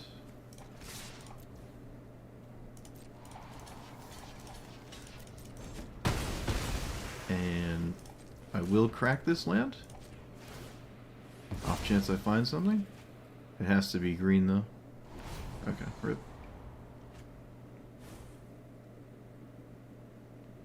It also has to live. Your giant mono black thing has to stay alive. Just feels kind of impossible. Okay, they're just dead unless they drew something in the air, so I don't get to recast this and do anything exciting. I haven't seen Merfolk in so long. Wow. Playing some pretty gnarly things, too. I wonder why. Alright. Ah. I was gonna just cast it because I, well, wanted to actually do that, but... Can I cast this? 1, 2, 3... 10 mana? 1, 2, 3, 4, 5, 6... I only have 10 mana. There's no way to get rid of this. Yeah, right. I don't think I can cast this. It kind of makes casting this irrelevant. This is really one of the worst things to draw in this exact spot. It's kind of sad. I don't know. I'd probably still just Herigast and draw 3. Just call it a day.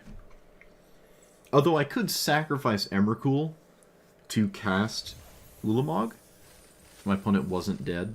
So there was something there, technically. Well, a blue-green deck that didn't have mana or counter spells.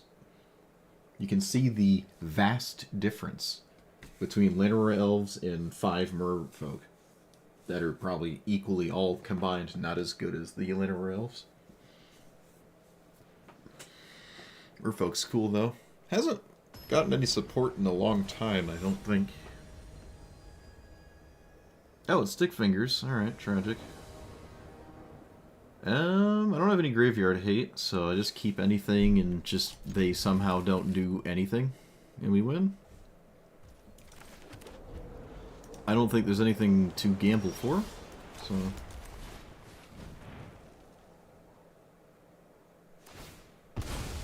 Yeah, there's no... I'm trying to think. There's no graveyard hate. There's no Herigasting in time. There's no Ujining in time. Okay, maybe there's slightly more time than there should be. Let's cast this. Gamble for Mana Rock, I guess.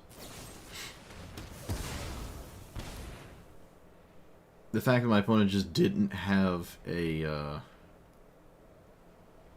Oh, well, there's Sneak Attack. That's not a good idea. Okay. Goodbye, Ujin. Why is your name green? I've never seen a green name on the YouTube chat before. Alright, there's the Mana Rock. They were a day late and $1 short. So we have one extra turn to still lose. Counterspell? Crows and Grip? Any of this do anything to stop them? Nope. Let's get rid of that. No, let's get rid of this. Pfft, it doesn't matter. Why am I acting like anything matters? So they cast it this turn, and then obviously next turn we lose a game. Or else they have the 1 mana reanimate spell.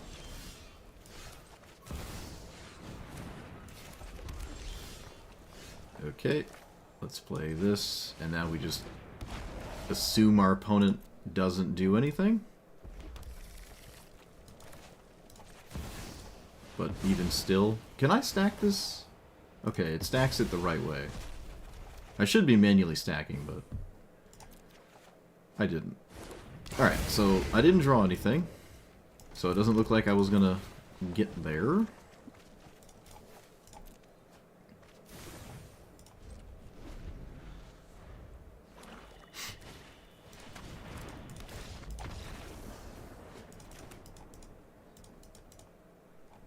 Channel member. I didn't know I had any. YouTube didn't tell me that. Well, I appreciate you. I did not know I had any channel members. You might be the only one. Huge! I've leveled up. New colors have spawned. Only Twitch chat's the one with all the weird colors. Looks like it's YouTube's turn.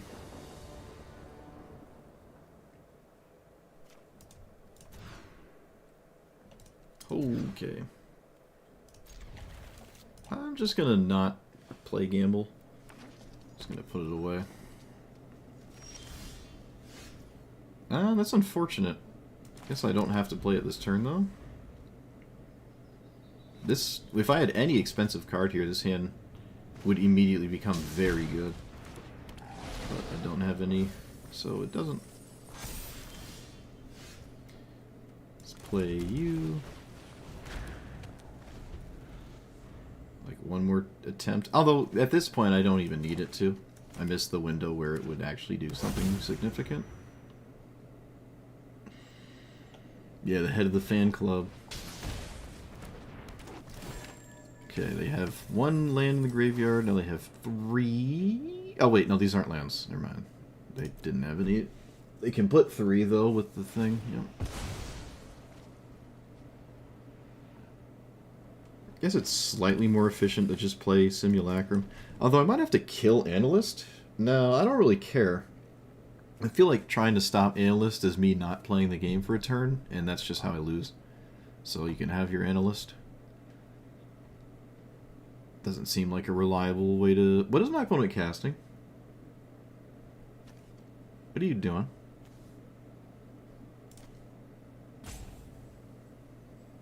What can you possibly be doing, actually?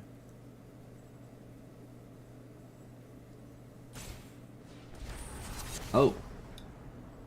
Okay. Well, I don't know why they struggled with that so much. I mean, I guess it's worth thinking about if you actually interact with your graveyard somehow. So, what's the best thing here? Ice Till Explorer?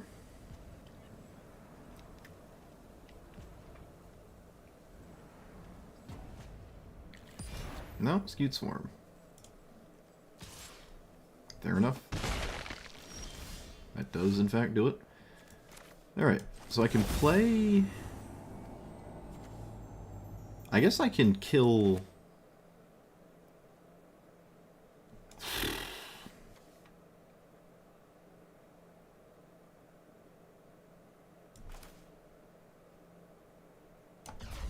I think I'm gonna warp this.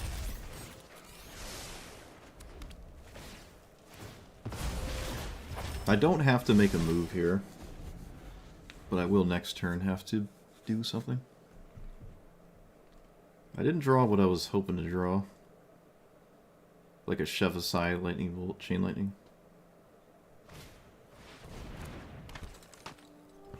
Okay, they just don't cast Skewed. Oh, they don't have 6 lands. Yeah, that would make sense. But they didn't use the Analyst to put the land count required in play. Alright, I actually did draw what I wanted. So 1, 2, 3, 4. I'm always strangling this. And I suppose I should kill the Tireless Tracker for 3? That's what it's in here for, so I guess I'll do it. Okay. We did stuff.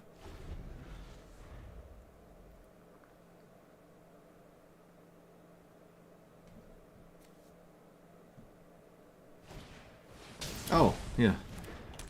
Yeah, silly me. Why even try analyzing for Ice Till Explorer? You just have it in your hand. Amazing.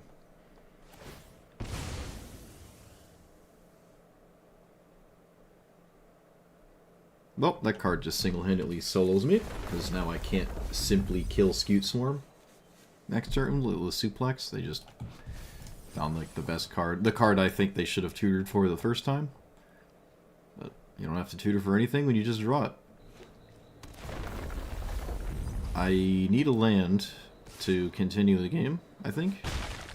Yep, basically. Does that do anything? No, why would it? So I can play this... and then do nothing?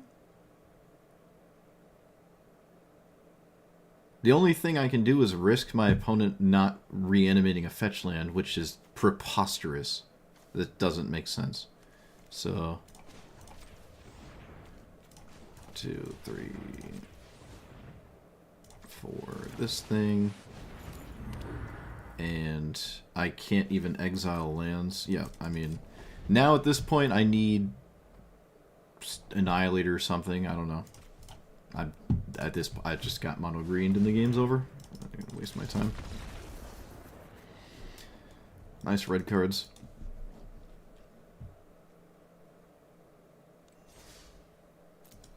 I'm pretty sure they drew the Ice Tool Explorer off the top.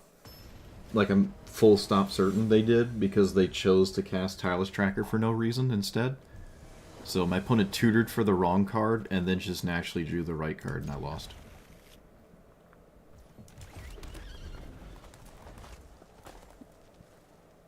I think that's actually what happened. It's kind of funny. Okay, what is this? Black, red, alright.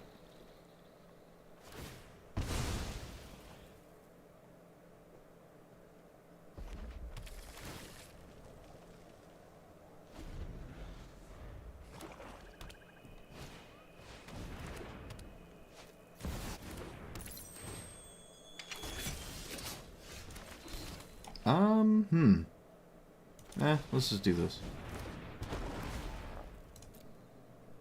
I'm gonna get a mountain.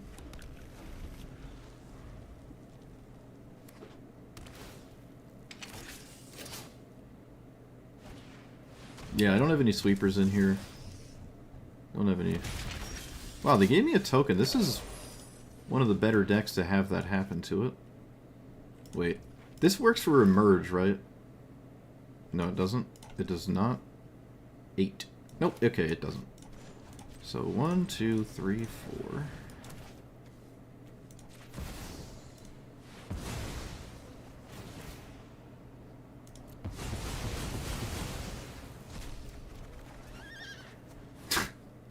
Okay, yet again.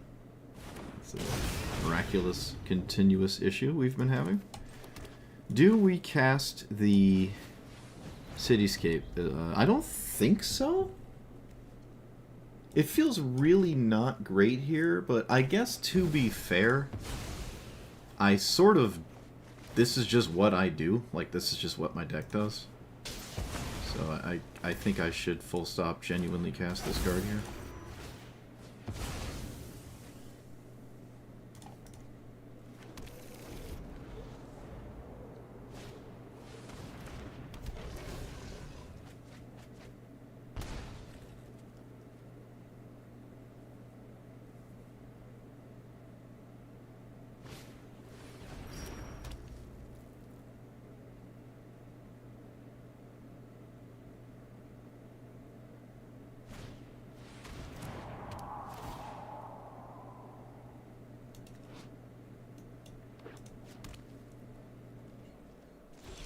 So, swing,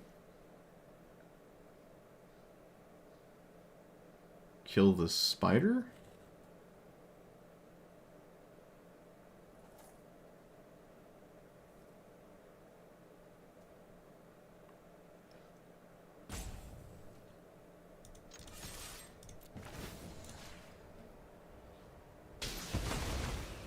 And then they can block and recast, so... Blocking makes a lot of sense, in my opinion. Oh, this has trample?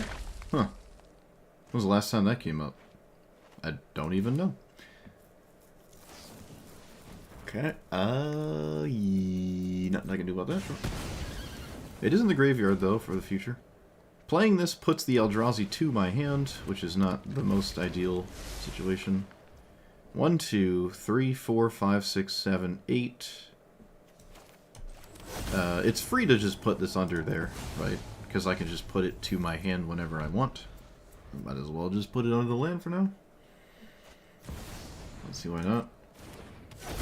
Oh no, my 2/2.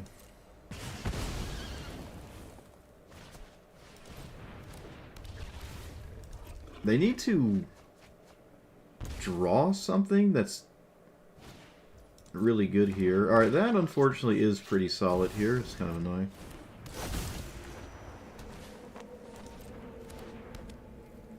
Because it blocks... Okay, now they can just block my Cityscape Leveler perfectly. So... Land... This thing. 1, 2, 3, 4, 5, 6, 7, 8.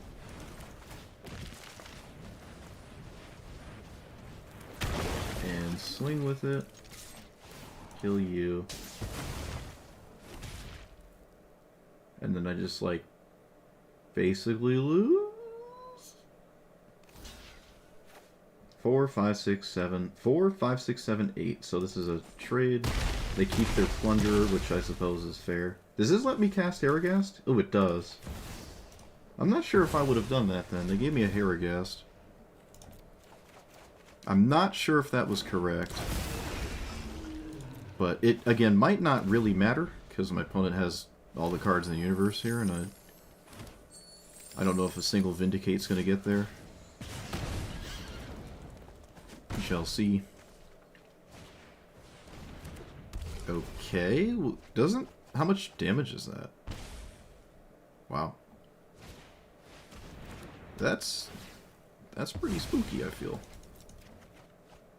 You have Reliquary Tower or something?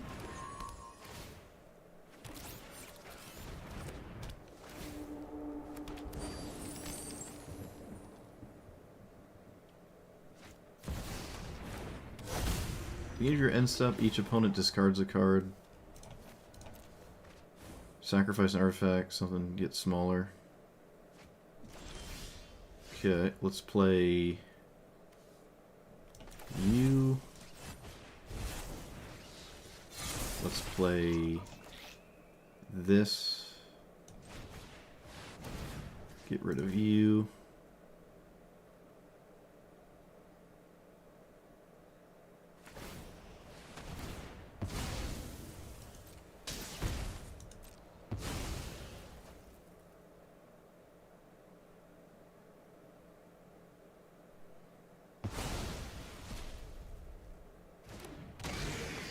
And then at some point make some 1/1s, 0/1s.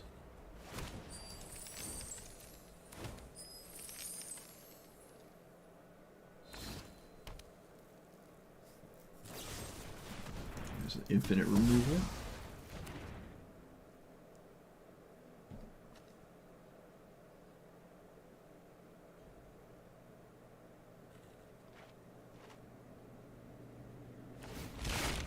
I don't have enough cards to exile for 2 here, right? Non-artifact spell? Yeah, so I can't do anything. I just die. Or probably die.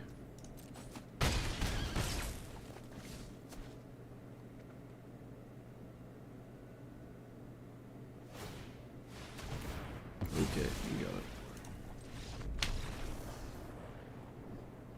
I don't... Yeah, no, I'm always dead. Alright, I'm just always dead. I don't think my opponent played that very well, but it didn't matter, because I didn't get there anyways. But I feel like they played that way too loose. I felt they played that way too loose. There's no need to play like that. They gave me a free cast of my commander, which is kind of the only way I can continue the game. And just didn't... It didn't cross the finish line fast enough.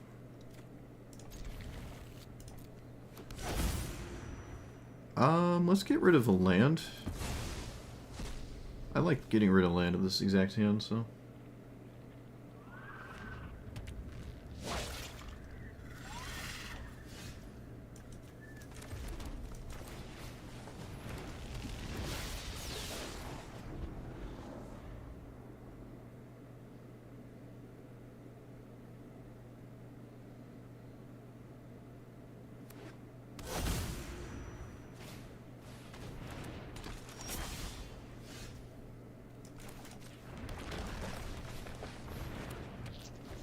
Gonna meet all gold into avatar packs?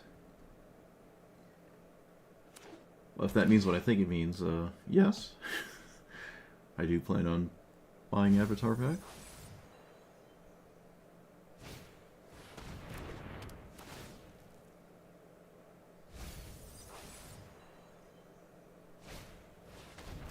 Okay, Paul's doing a whole bunch of random stuff.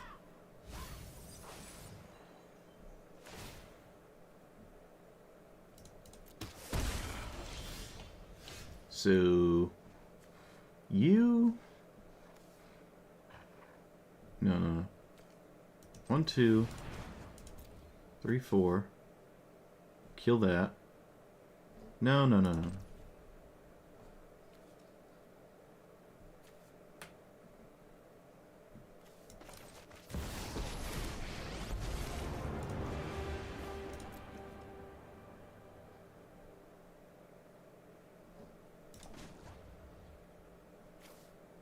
Alright, I'm gonna go full disrespect here and just cast spells. I mean, just full disrespect. I have no respect for Golbez.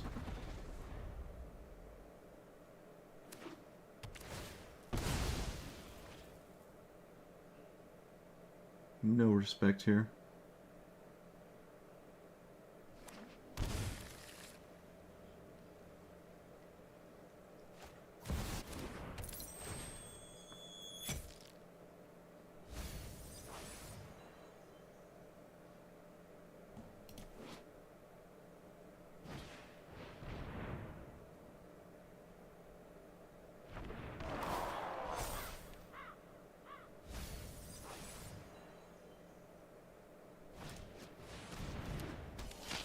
Okay, they played a bunch of cards.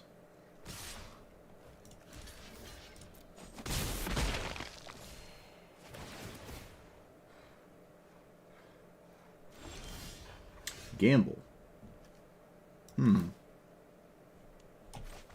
Might as well. Doesn't matter really what I lose? Just find anything. Wait, hold on. Maybe it does. 1, 2, 3, 4, 5. Yeah, we can just gamble for something that if I keep it, it's good. If not, so be it. Like Ujin?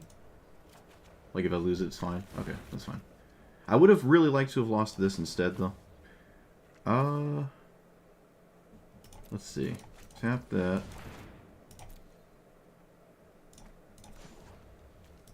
Red, red. Merge here.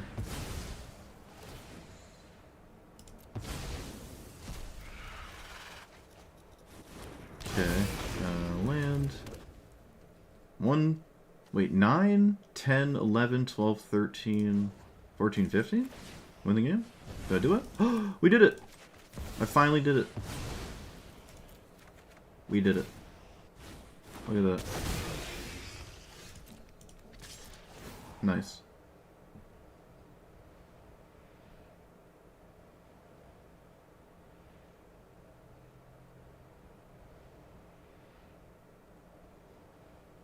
Wow, they didn't concede.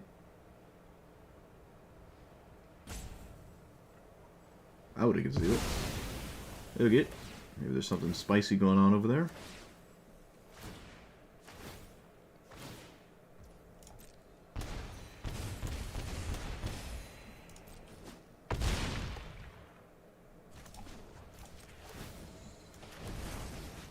Set up Herigast for next turn. I'm actually going to turn this into a land, because it's kind of the same thing.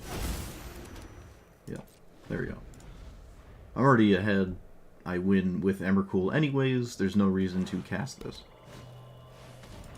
Okay, they found a way to actually block Emrakul, which is really funny. Wait a minute. Wait. Yes. That is how that works. They do lose all of their permanents, though, right? Yeah. They lose all their permanents. They lose everything, but they can block with the 7th permanent. And then they'd have no more permanents. But they would deal with Emrakul. It would do it. It would be a perfect win if I could get rid of this card in their hand. No permanents in play, 1 card in hand. That's funny. Yep, there's... This is the... Golbez is... Ooh, boy. Golbez asks a tremendous amount of you to do anything that it wants to do. Honestly, it feels like it asks twice as much as it should. It's like literally twice as much. It's kind of nuts. I don't know the last time I've had this much gold at the same time. Or gems, actually. Or gems. But the $20 donation is a ripple effect. The ripple effect of that $20 is real. Oh, also there was the 3 draft things that I got, like, well, like, only went like 2 and 5 each time or whatever, but and a surplus of gems, which is nice.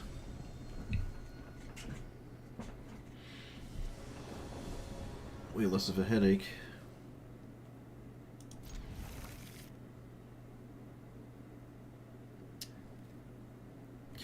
This hand is all fours. It's pretty...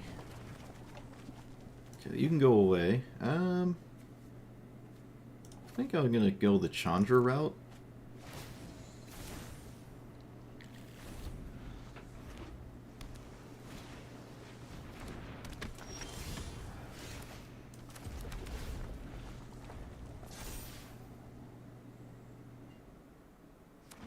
Could I have minus Chandra?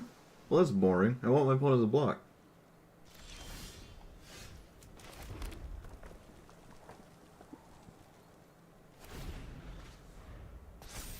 Oh, did I not play this when I could have? Whoops. Oh well. Alright, well, play them in the order... Oh, of course. Yeah. Play them in the order I'd miss them the least.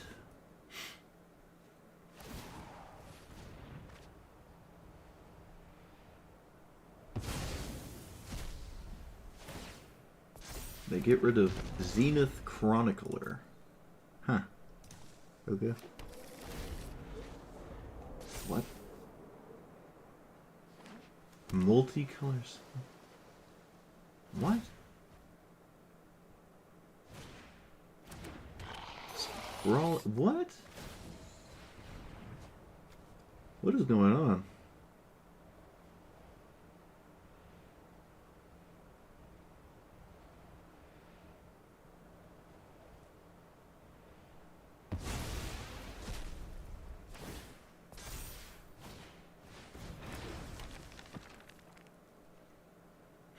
Okay, my opponent's playing a whole wide range of really cool cards. Hopefully there's no answer to this.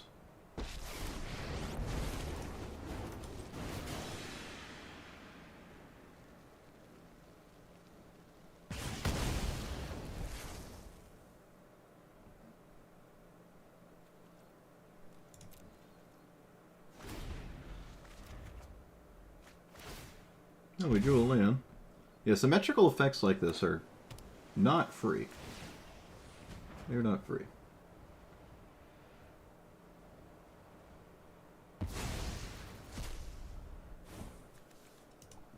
So they have a 1, 2, 3 under that. Which are like the easy ones. 4, 5, 6 and onward, it gets a little bit harder.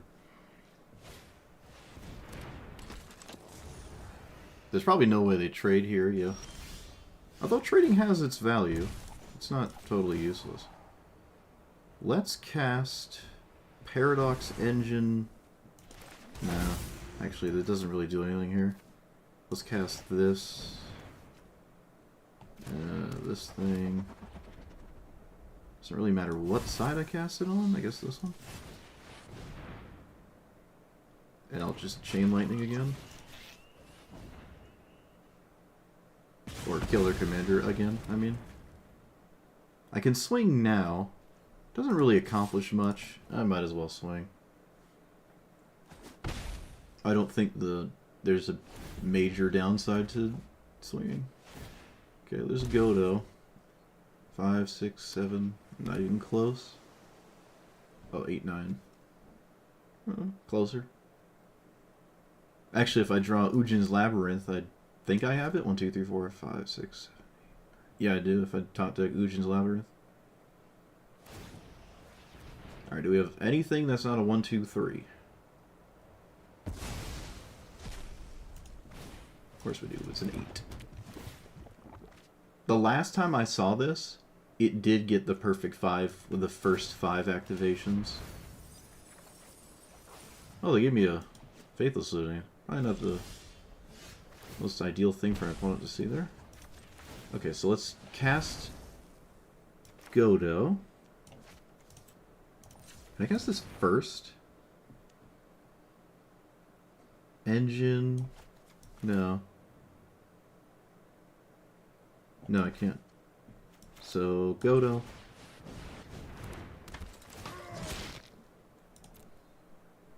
Only one equipment. Play this. And I'm sure they know what's up, but I'm still gonna obviously cast it.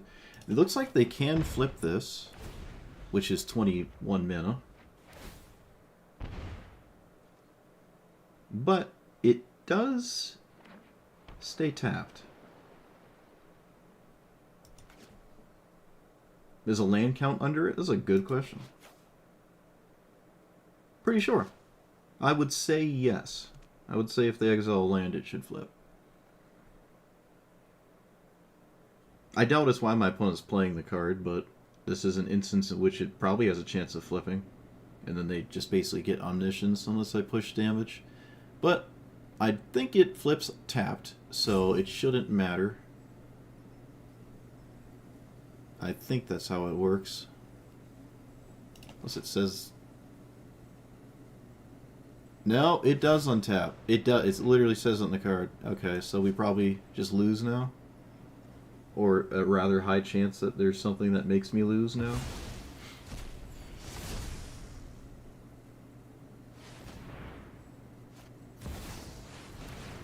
Okay. Well, I only have 2 colored permanents.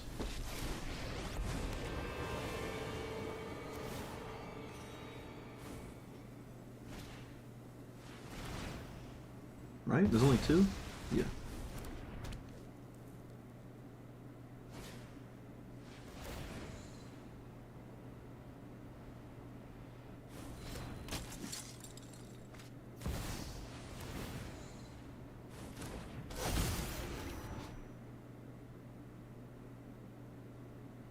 This can draw 3 cards, but it can only do it once.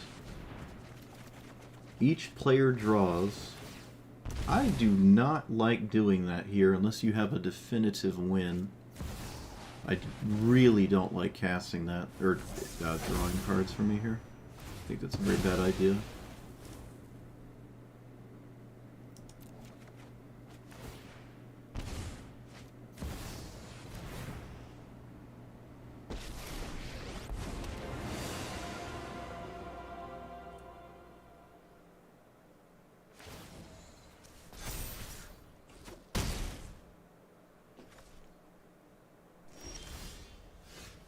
Just in time. Alright, so let's cast Paradox Engine. 3...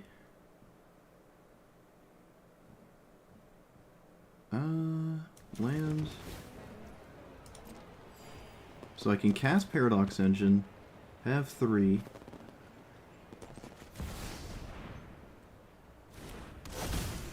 Tap. Mountains. You. That's not enough. It's not enough. That's lame. Did I mess up? I don't think I messed up. Did I? Hold on. 3. Would it have mattered? 3, 2. I'd have... That's tapped. 2. Cast 2. Untap 2. It's not enough.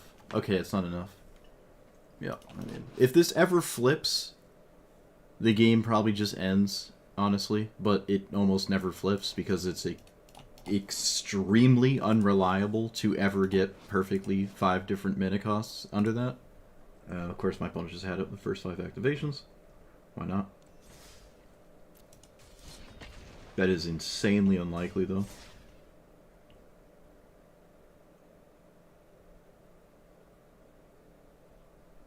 Not when you're against me. Last time it was in play, it did the same thing. It was activated 5 times, and all 5 times were perfect.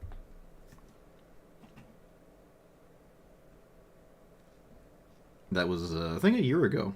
Over a year ago. I can't remember what deck it was. It was either mono white or mono green. I think it was a mono white deck.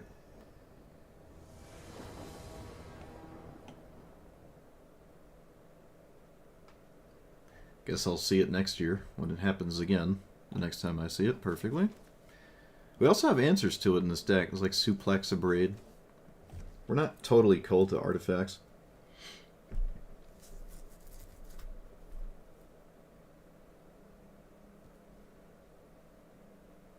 But I guess we are when we don't draw anything.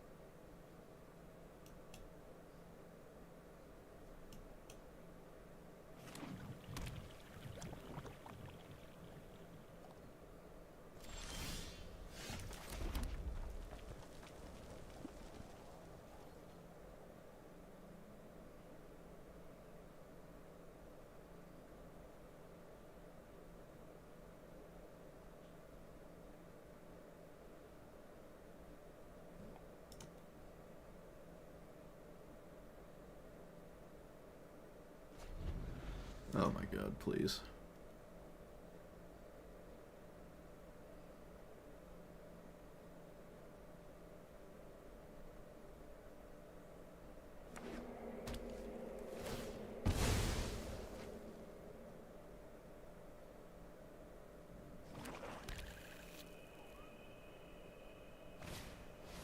Oh look, a green card. Well, let's put it out. Can't interact with this at all, right? Yeah, there's no interacting with that. Oh look, a green card. Well, basically. It's basically a green card. Okay, I drew an artifact land. Does that change anything? I don't think so. I'm going to play it anyways. It almost changes something, but not quite. Well, they have a castable spell that apparently is not a counter spell, so rip Palladium Mirror. Okay, now I'm just completely and utterly confused. I don't know what's going on. Didn't expect that to be the answer, but it's the same thing effectively. Can I do anything at 5? It's a 5. I need another 3? So no. I'm drawing all the wrong red answers to stuff. There's no Braid Suplex in my hand. I'm going to cast this anyways. Still going to cast it here. Wait a minute. 5, 6, 7, 8. Hold on. Oh wait, yep, it's one off. Wait a minute. Didn't this happen last time, I think, in my brain, where I thought, like, the CMC of this was always 7 in play? I think I did that last time, a year ago, and I clearly haven't learned my lesson. Alright. Fair enough. It doesn't really change that much. I'm not casting it for 7, obviously. Sure. It just takes one of these. They're the same card. They're both the same.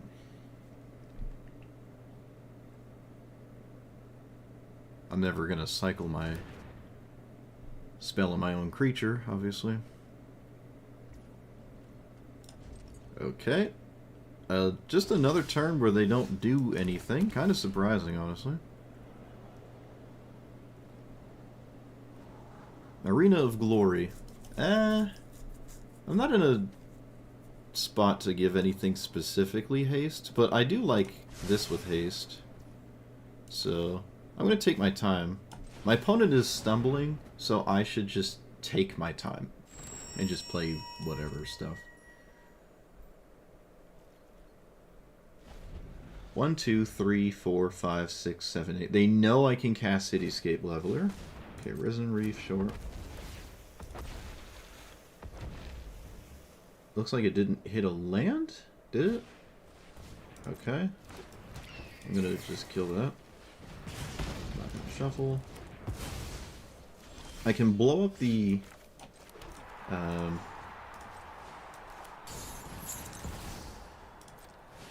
Arcane Signet as well, and now it only taps for artifacts instead of everything. Alright. Well, looks like the mono green opener isn't working out too well. Oh no, they had some black in there. It was splashed in there. Let's be fair. Let's be fair. Yeah, they cast black cards, and that was why they lost. My opponent forgot that they should have only cast green cards. Like, if this was Rampant Growth, they were fine. If this was Exploration, no, actually, they didn't have any lands, so it would just have to be Llanowar Elves, or... Yeah, if it was a Mana Dork and some kind of ramp spell, they'd be 120% fine, but they decided that mono green wasn't what they wanted to do, and it cost them dearly in the end. But if they did play a land every turn, it obviously wouldn't have cost them. I don't think the Palladium Mirror turn was wrong or anything. No, I don't think I did anything wrong this game. I think it was kind of straightforward.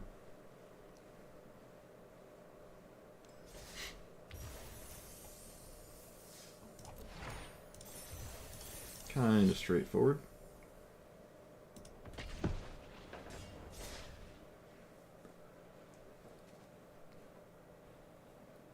They'll make draw 21 cards? What?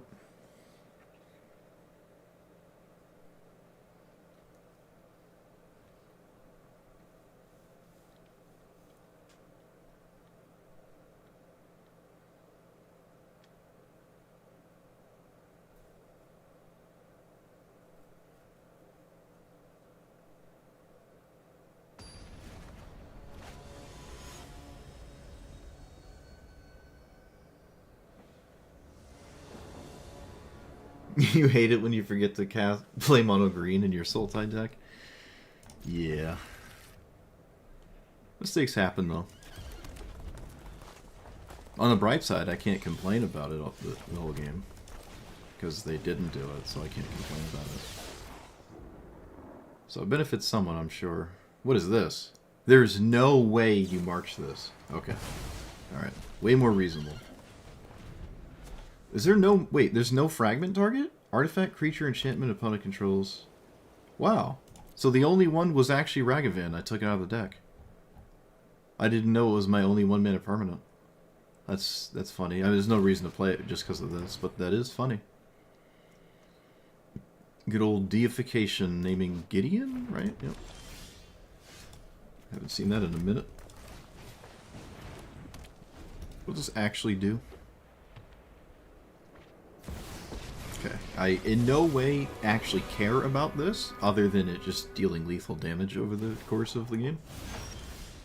It's the only real way I care about it. Let's warp this. This is the kind of deck where we have a lot of time to play what is effectively the same thing a mono green deck would do. Which is just windmill slam giant things until one of them works.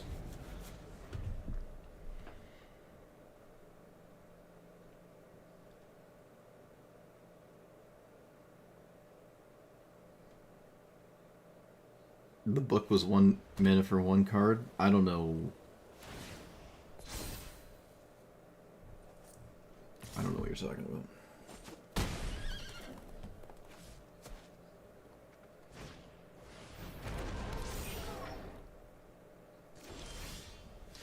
So 1, 2, 3, 4, 5. Do I have time for this card? I think I'd rather have a threat in play that my opponent doesn't want me to, so I can poke Gideon. Or give them something to plus on. I don't know. I don't know. Was this Reprieve? Oh, I didn't expect that one. I would be so impressed if my opponent tempo killed me this game. Could just find a 2-mana mana rock here. 1, 2, 3, 4, 5, 6, 7. Okay, never mind. I can find Ujin? Alright. I mean, sure. There's only 1 colored permanent to hit with it, but that's a permanent my opponent doesn't want to lose. This is my kind of deck right here my opponent's playing. It is an uphill battle through and through for an endless amount of reasons, but I like it.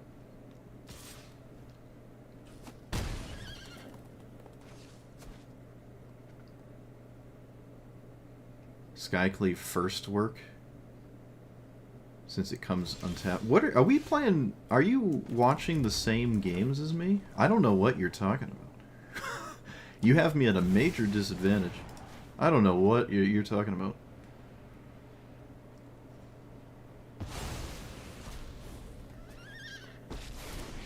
At least I get to draw a card off this if it gets killed, which of course it looks like it will. Does it specifically get lost? Oh, of course it is. Why not? It's like one of the few actual answers to that. There's get lost, there's the white one, the investigate one. 5, 6, 7, 8.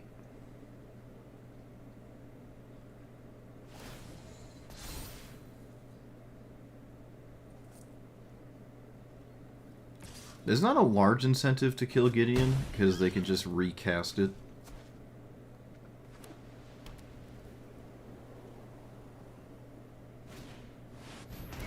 Destroy all lands. Oh, great.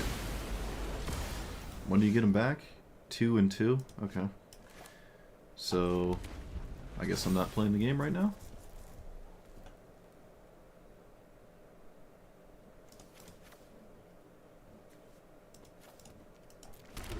I do have Labyrinth, and they lost Shroud. This also sets my opponent back quite significantly.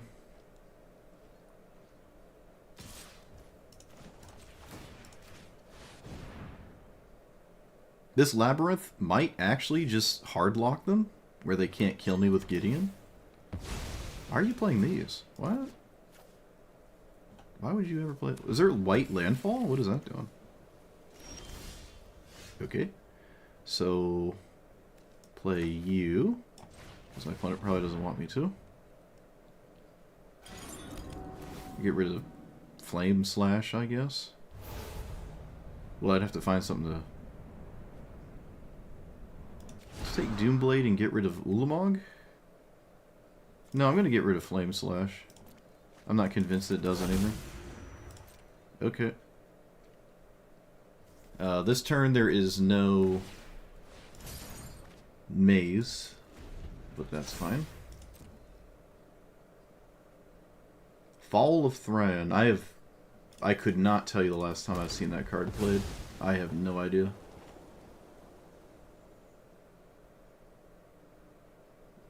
It technically dealt 4 damage because Gideon got through once and then didn't do much else, I guess. 1, 2, 3, 4, 5, 6, 7, 8, 9, 10 mana.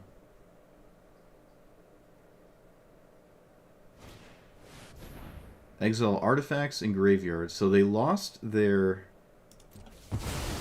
Bank Buster, which was going to start to actually swing itself for real damage. So I'm not upset with that. And again, we're at the stage of this stopping Gideon from hitting me. I don't know if there's... Oh, well. Alright. I mean, yep. That's what it... Yep. I'm going to play that.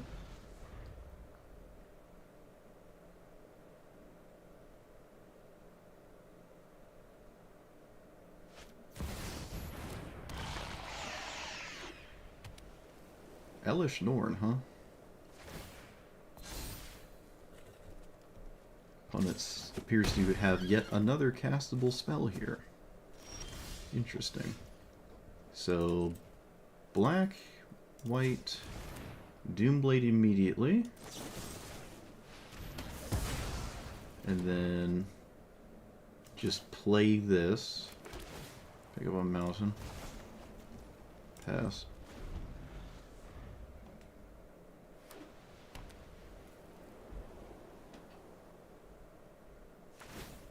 They do actually swing. I thought they might just plus on a random card here because they know of the maze and just give this loyalty until it matters. But alright. So let's play you.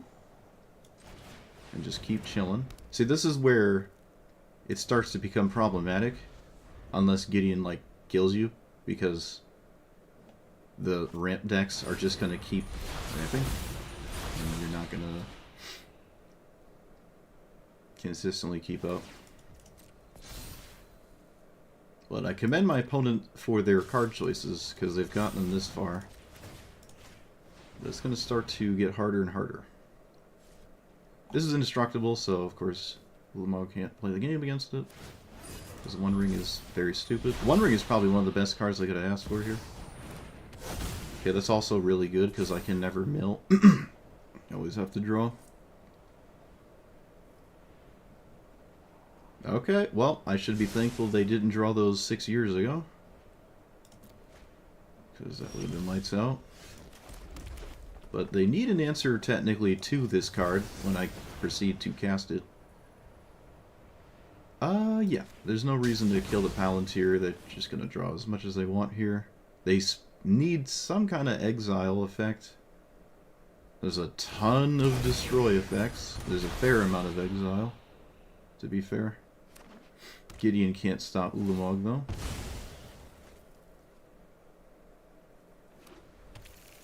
They technically don't need to deal with it this turn. So they could, if they can't answer it right now, wait a turn. Or they just have an answer, because, you know, why not?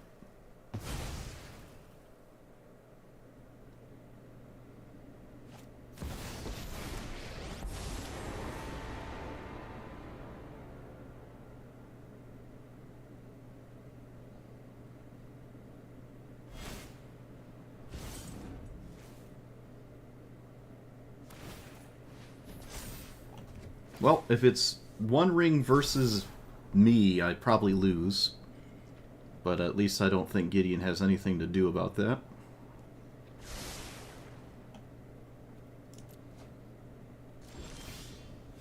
Oh my goodness. 6? Yeah, I'm gonna cast this. 1, 2, 3, 4. I can't afford to cast this Helm of the Host, so there goes the Godo combo. Suplex. Probably the best thing ever here. So I can maybe get back to doing something.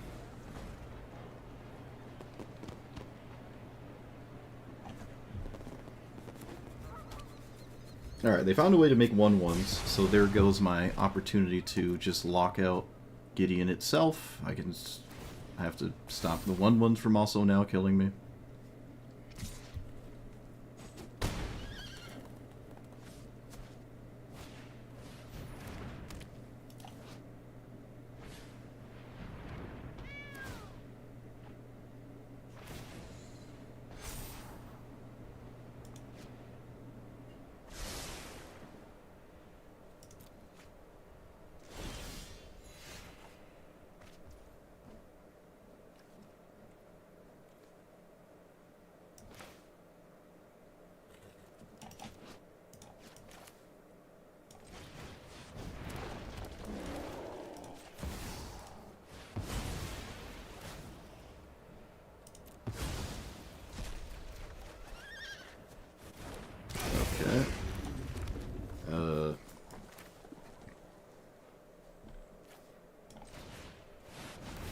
Please, anything ever for once? Okay.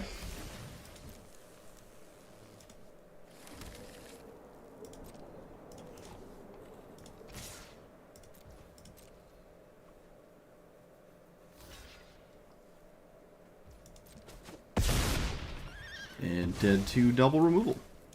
So probably dead. Oh wait a minute. What if I did this? This gives me a chance to draw something? I draw nothing, of course.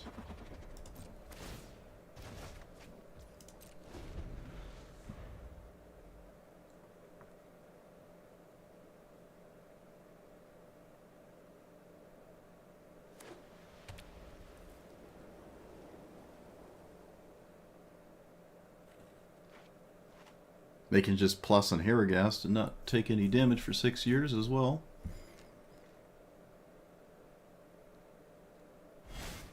Okay.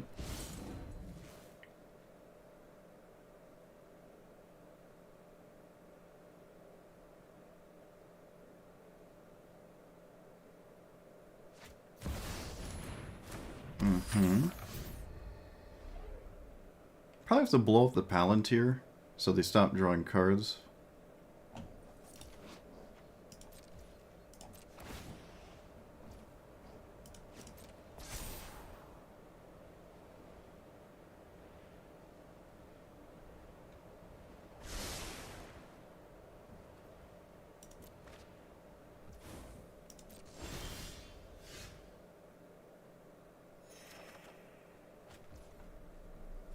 So, just emerge this? Because Herigast looping is better than not Herigast looping?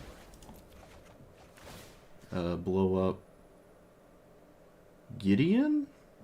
Oh wait, we can blow up this and get our command. Oh yeah, we can just try to get Ulamog back. That's probably a wise idea.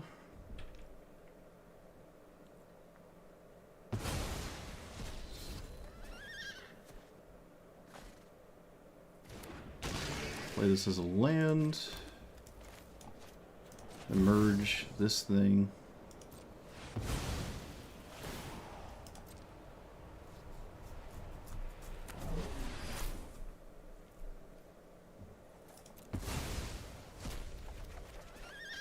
Ugh.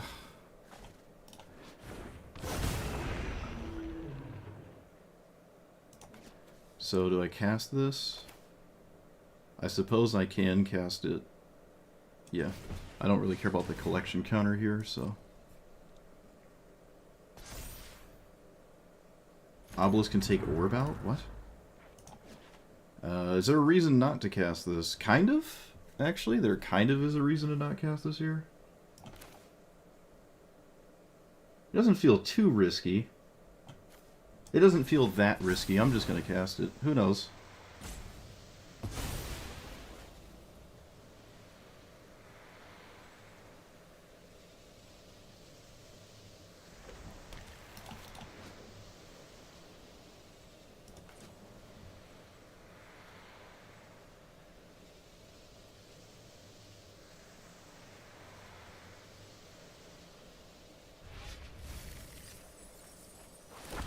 I got Godo, but no combo.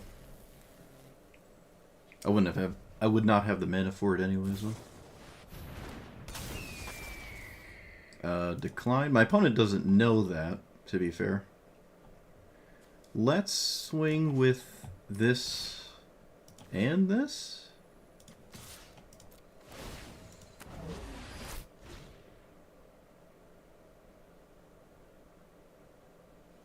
Was it settle the wreckage? What are you doing? Okay.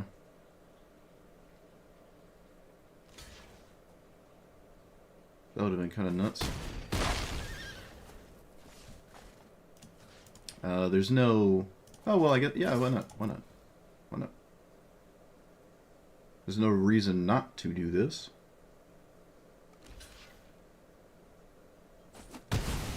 Okay.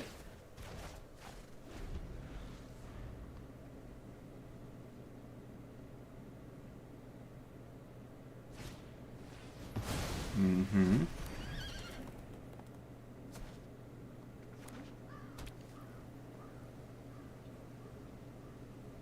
They found Field of Ruin, so I lost the card that was giving me Maze of Iths, effectively. I need to draw Paradox Engine or the One Ring, kind of. I feel. They have to take the maze out. You can't take the Inventor's Fair. What? I'm taking the maze out every time. That's just ridiculous to me. Okay, well, that's what they did. Gideon is no longer this thing you can try to, like, swing at me with as long as the maze is up, though. It's just weird. Sure. This takes the obelisk, right? Yeah, because the other ones are kind of the same. So if I kill this, I get a 4/4. Which could do something. Could also not do something.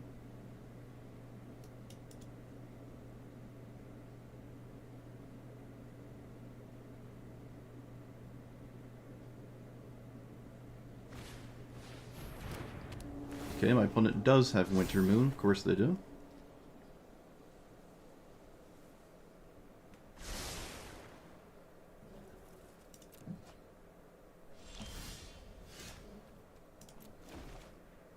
Draw nothing. Amazing. Let's tap this, do that. Oh, this can go to Gideon. I forgot about that. It's safer to go to Gideon. It's safer to go to Gideon. I'm gonna do that. Of course another land. Amazing. 1, 2, 3, 4. Cast this thing. Emerge with 4 floating. It's only a matter of time before I draw, you know, more Eldrazi. Bro, what are these draws? What are these draws? Alright, I'm gonna leave up the Hedron archive, I think. Yeah.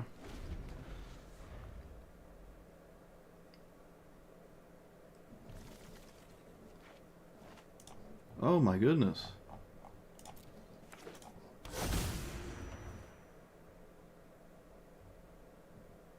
I think I draw my end step, my opponent's end step. Not sure.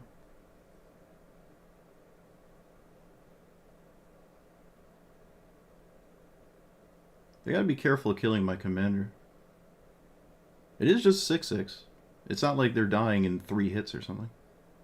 You could just have it sit there. Okay, so let's draw.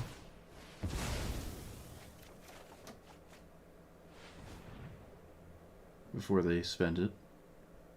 Which would have to be 9? Yeah.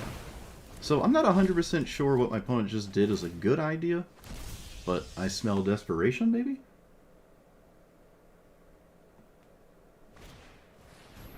Okay, this taxes probably this, but that doesn't amount to anything. So you might as well do this one? I'm not sure.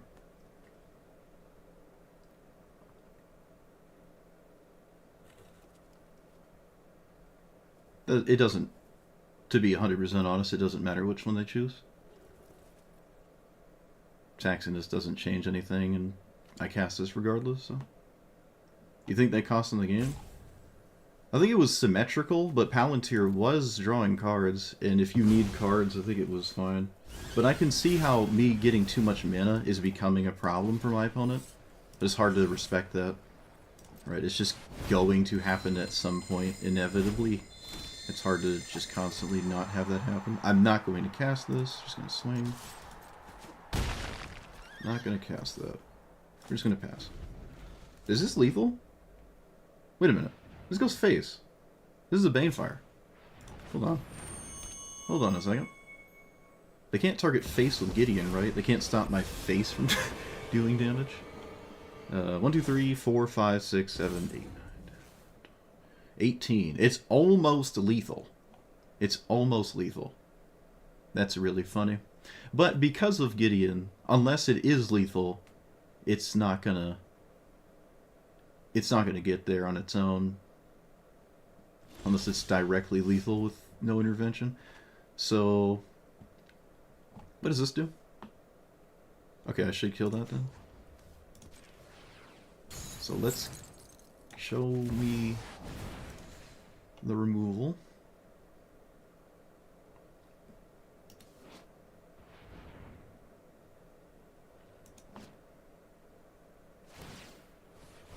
Yeah, Palantir was doing some work. That's true. Swing here. Blow up nothing? Let's... Wait, I can blow this up? Really? Oh. Okay. Well, never mind. Sure. And I don't believe I have to do anything here. Just name Eldrazi and pass. I don't have to make a move here, I don't think. If this was tapped, I probably would feel more comfortable doing something, but it's currently not the case.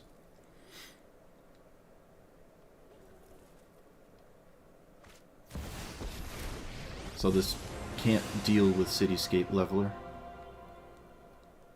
It can't deal with it. It stops them from dying, but it doesn't stop Gideon from dying. If an opponent controls more lands, search a land. Land, sure. I'm always killing Gideon here. Always killing Gideon.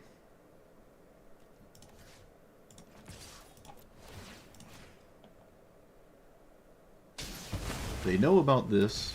I could just cast it to get Herigast super cheap. But I don't know if that's what I want to do.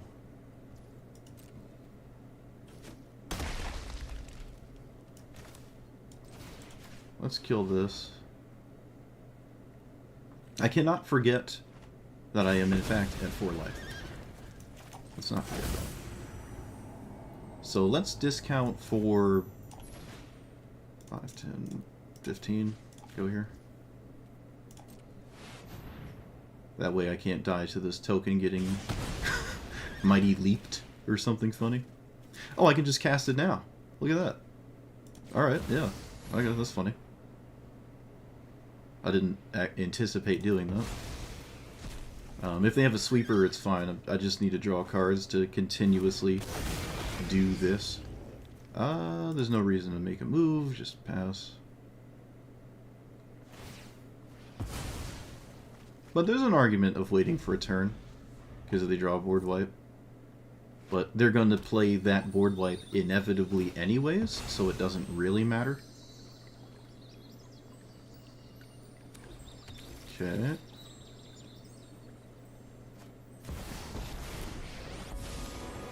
The X spell that makes 1/1 infect tokens would effectively be Lights Out if my opponent finds it. I'll be honest with you. Rather than not draw that. I'm gonna just plus this. There's no reason to kill Gideon with this.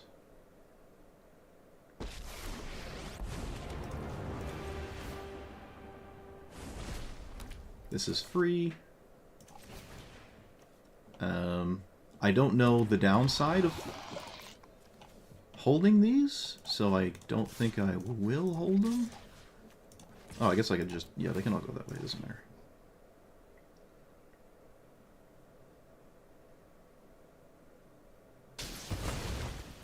There is an argument to not swing with Herigast because it flies, but this is a serious clock. It's not like it's not doing that thing. Yeah, I'm going to hold these, because if Herigast dies with Sweeper, I'm going to want to be able to cast it again and stuff.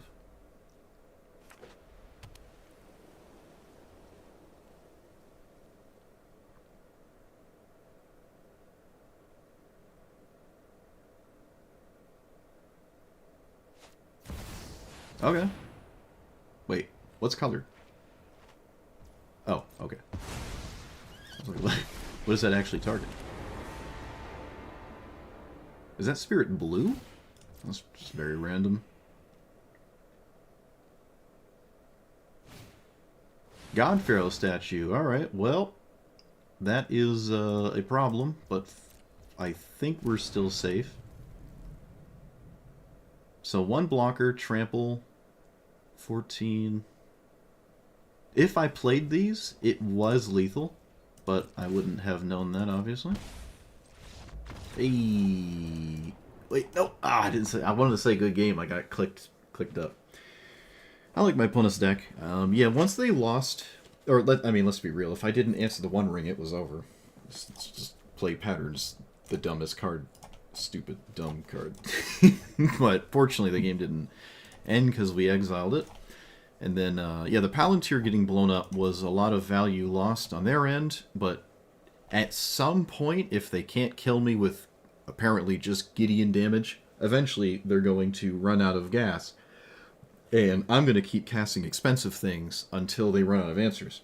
Gideon can't just plus on everything I cast, and they're going to run out of sweepers. It's just bound to happen. Like, my opponent cast all the really good sweepers, too. They had a farewell this game. I don't really know if Elish Norn had any text on it. All Eldrazi are cast triggers, not ETBs.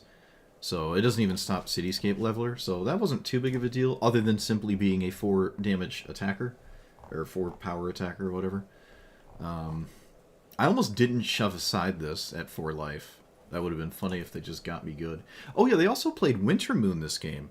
So being concerned about my mana is kind of funny. Wait a minute, when did this get blown up? I think it was blown up with the Wrath... with the Wrath of the Skies. So, yeah, I'm losing my voice. It's, you know, it's time to pack it in.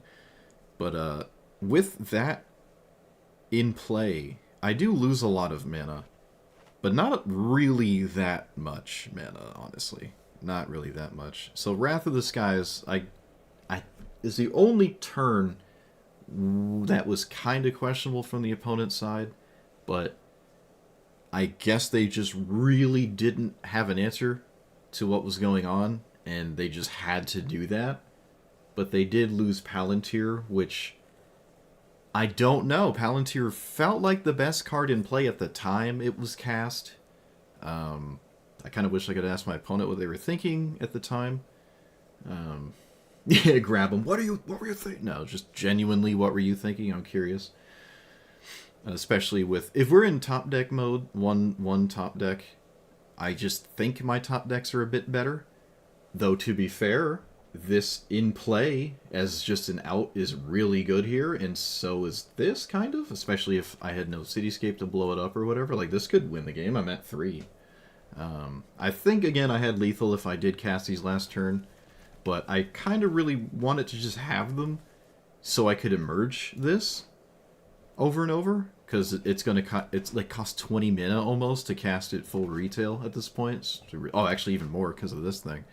So yeah, it's hard to actually cast it. What was under the... oh, it was a Chain Lightning. Okay. Yeah, Ujin. Yeah, Mono White's pretty cool. Some of these cards are crazy, though. Like, I don't know what this is doing.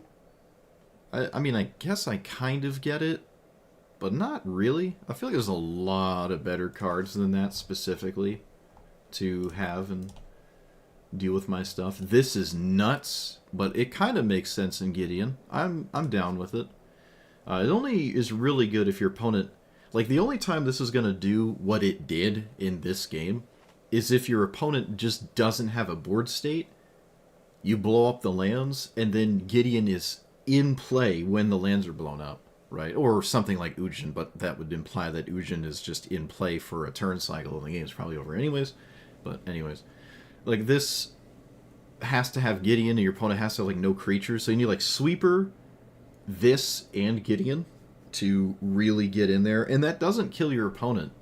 They do get to survive that. That's like not enough damage on its own. This is really, really, really weird to me. Mana Rocks kind of make it feel better, like the One Ring and whatnot. I mean, obviously we have a ton of Mana Rocks ourselves. We had an indestructible land, actually, in the turn they played it. It's funny. But yeah, no 1-drop. Took out Ragavan. Deification is pretty cool. Yeah, this is a really cool game. I like what my opponent's deck is doing here.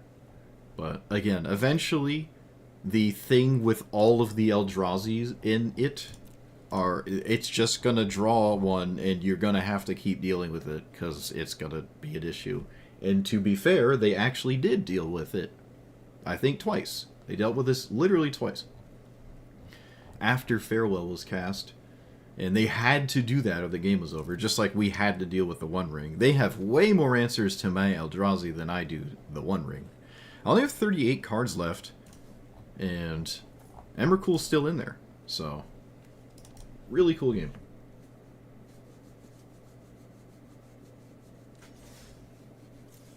Really cool game. Alright, that took it out of me. Win or lose. Fortunately, we won, so I can sleep pretty well tonight, knowing I didn't blunder a 2-hour game on stream there.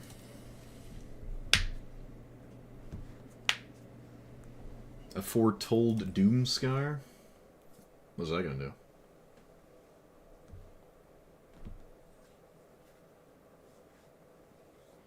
Yeah, with Rest in Peace it's nice, but your opponent loses all their lands. So it's like... I'm gonna lose all their lands, I don't know. Yeah, GG's. That was fun. That was a good last game, actually. It felt like I was able to do everything, and, well, so too was my opponent, I guess. Alright. I never got the Paradox Engine 1 ring going, but if I ever did, you know, it sort of just wins, right? It's not really... needs no introduction there. That Gideon matchup, I actually lost the Helm, but I did end up finding Gilgamesh, so if I actually had both in play at some point, that was an out. It's just nice. This is just such a nice thing. No one's going to think about this as a thing you might do, and when you just suddenly do it, it's great, right? Like, it's just so nice to have this in red, specifically, too. And this out. And it's a big red mana deck, too. This is just so good here. It's just another way to win the game, and it's massive. The problem here is it's hard to get this into play and then, like, pass the turn and have it come back to you and actually emerge this card specifically. That's just profoundly difficult, arguably borderline impossible.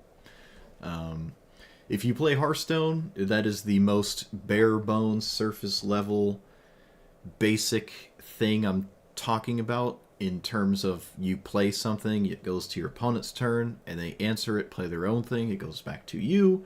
And if anyone ever gets their turn started with some kind of decent board state, they just win, kind of. Or at least it feels like that. Again, Hearthstone is the most bare bones back and forth kind of idea. Obviously, Magic the Gathering has a lot more to it than Hearthstone, so way more in-depth game. But that premise is the case with a fair amount of formats. I don't know about Standard. It probably is not quite like that with Standard. VV's gone, so I don't know. The Standard is ever fluctuating and always goofy for some reason. But this is just hard to untap with. It's just hard to untap with really any extremely vulnerable threat that doesn't cost like 3 or something. I mean, honestly, even 3, it's extremely vulnerable, like VV. 2 or less, it's pretty safe, I guess. So like a Mox Amber or something. But this is this doesn't cost 2, obviously. It's very hard to untap with this. So you kind of need to emerge immediately, or you just use it as a thing that draws you 3 cards every now and again, and that's perfectly fine. In any game in which it does not immediately end because your 9-mana play just didn't impact the board at all, just was a 6/6 flyer, and you drew 3 cards, it's like, that's pretty solid. But in most games where that is not the case, simply drawing 3 cards is just not good enough. Then this card is not great at all. I honestly wish I watched my own video from over a year ago when I played this last, just to see my thought process and the outro. Should have watched that outro just to know what didn't work, because I feel like I just got reminded of the things that didn't work last time, just continuously not working here. Like, I think I forgot that the prototype cards don't have the right mana. Like this, it doesn't hang out in play as a 7-mana card. It hangs out in play as a 4-mana card. It's still okay, but it's not as good, right? Like, I thought this just goes in as a prototype and then just keeps the 7 as the thing it chills with play. But nope, it's a 4-drop while it's in play as a prototype. So now it does say that, to be fair, right there in the prototype reminder text, but I don't read that because I can't read, if that wasn't obvious after a decade of playing Magic Arena. So this is kind of a plan B, or just a side plan. It complements your deck, which is kind of my favorite type of commander. It doesn't demand it's in every game, and it's not completely useless. So it's just this thing that you have as a side plan, or it complements the deck's strategy of doing the thing it wants to do anyways, and I really like that. It makes Herigast one of my favorite commanders that apparently hasn't changed. I don't really see it that often. It's obviously got a lot of really nice emerged targets in the past year since I've played it, to make it way more scary when it is in fact actually cast. But, you know, it's not the craziest thing in the world. Sneak Attack is still just the best card ever in the deck. It's not even close. Someone called this card out, and it wasn't in here. I don't know if it came out within the last year. I have no idea. I've never seen it cast, but here it is, discounting Herigast. I put it in at probably like the halfway point or something. This goes phase 2, so if it's a game that's taking 63 turns or something, you can just 50 your opponent's face. We almost did. In fact, I think that last game I probably could have, if I was willing to save it up, go face with it, but that is the risk of not playing it and not casting Herigast sooner. No, that's about it, really. I really like this deck. It plays some long games. Your losses are pretty fast, so that's always nice. You know, you're not gonna slowly suffer in a game that you had no chance of winning. You're just gonna die real fast. Whether it's stick-finger combo, you have a 0% chance to win. Flat 0. Tifa's probably an auto loss. I didn't see any of that, though. Val, I saw a Val player. It's effectively an auto loss, even if I had 22 red mana shock burn nonsense spells. They have a ton of ways to not care about that. So there are kind of just like hard line, no questions asked, you lose the game matchups, and those matchups aren't super common, but they do exist in the ecosystem of this format. Giant, slow, expensive things fare decently, at least, against control decks, because you could just play a land and pass, play a land and pass, and as long as there's no serious pressure, you can eventually cast 7, 8, 9 plus mana giant windmill slam cards, and eventually something sticks, or they all have effects when cast, like Eldrazi do. So, I'm losing my voice. So there's a lot of that going on against that, but the blue-white control player I did play against, just got swamped. Teferi wasn't the commander, but Teferi was played, and at that point, I don't think I'm ever doing a Drago thing eventually and playing 12 drops. They just have Teferi and, whatever. But, yeah, it's a cool strategy. I'm a fan of it. The sweeper package was not in here. Oh, yeah, random encounter.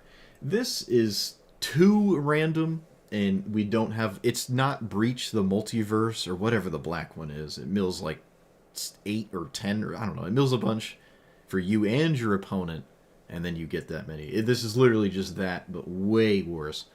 You can do it twice. I don't think I ever actually flashed this back. Oh, no, I did flash it back in a game, I think. I think I did, yeah.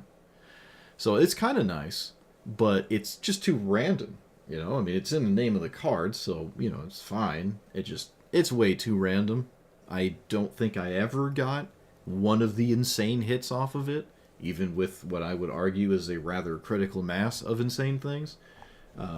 Just not critical enough for a card like this, right? This is like the collected company argument of, do you have 53 collected company targets? Yes. All right, play it.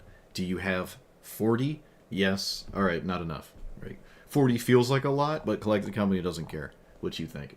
If you don't have 50, it's not going to work out. This is probably the same here. This is actually less. It's only 4 cards, so I don't know. But this is just a funny card. Until there is some kind of way to what would effectively be as wildly consistent as something that Garuda is trying to do with evens. Just mill and even, copy it, mill and even, clone it, mill and even, clone. Just do the looping, whatever. Until you have that level of consistency in this format, this is just not going to work out. And I don't ever see that happening. So this is just not really doing anything. It's just a funny card. But yeah, back to sweepers. This could have ran some board wipes. There were definitely a few games where sweepers would have been good, but they're not really that crazy. A, you have to find room for them, and then B, they're only good in games in which they're good. Other games in which they do nothing, they are obviously not good. So you could maybe play more of the Faithless Looting effects, so you can get rid of them in games that are not good. Otherwise, they just sit there and look really funny, especially with this card. I mean, you can discard them here if you don't need them for better cards, but that meant that your hand had things in it, that wasn't good to get to Herigast in the first place, because you didn't need the sweeper and it wasn't a mana rock in your hand or something, or literally anything else ever. So yeah, I don't know. Sweepers are kind of weird. And then, to be more precise, the red sweepers are the least consistent of the bunch, because the 3 mana deal 3s do not kill 4 toughness creatures. There's, I think, 1 or 2 4 mana deal 4s, Storm's Wrath, and I think there's another one, maybe there isn't. Doesn't kill 5 toughness creatures. And then there's a couple 5 mana ones that deal 5 that also hit planeswalkers, which is nice.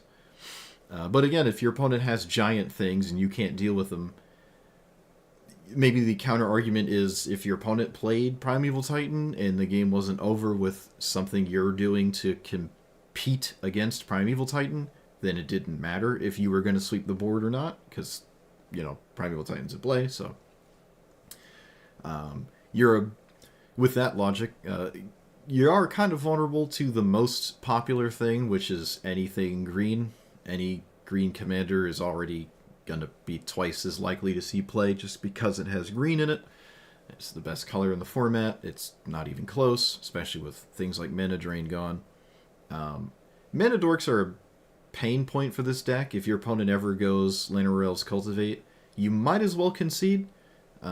It's hard to keep up with that, even with just a Arcane Signet into Worn Power Stone into, I don't know, Hedron Archive. Like, you're doing that, but Llanowar Elves Cultivate is on a completely different level. Your opponent has also displayed the color green, so they're going to cast green cards while you cast, like, you know, Fable the Mirror Breaker, Chandra. Your opponent's playing Primeval Titans and everything else that's green and doesn't care, and then they have, like, the top end of Greater Hoof, so all their mana dorks suddenly kill you. It's hard to do anything against that, especially with a lot of the ramp not actually dying to sweepers if you played Pyroclasm effects.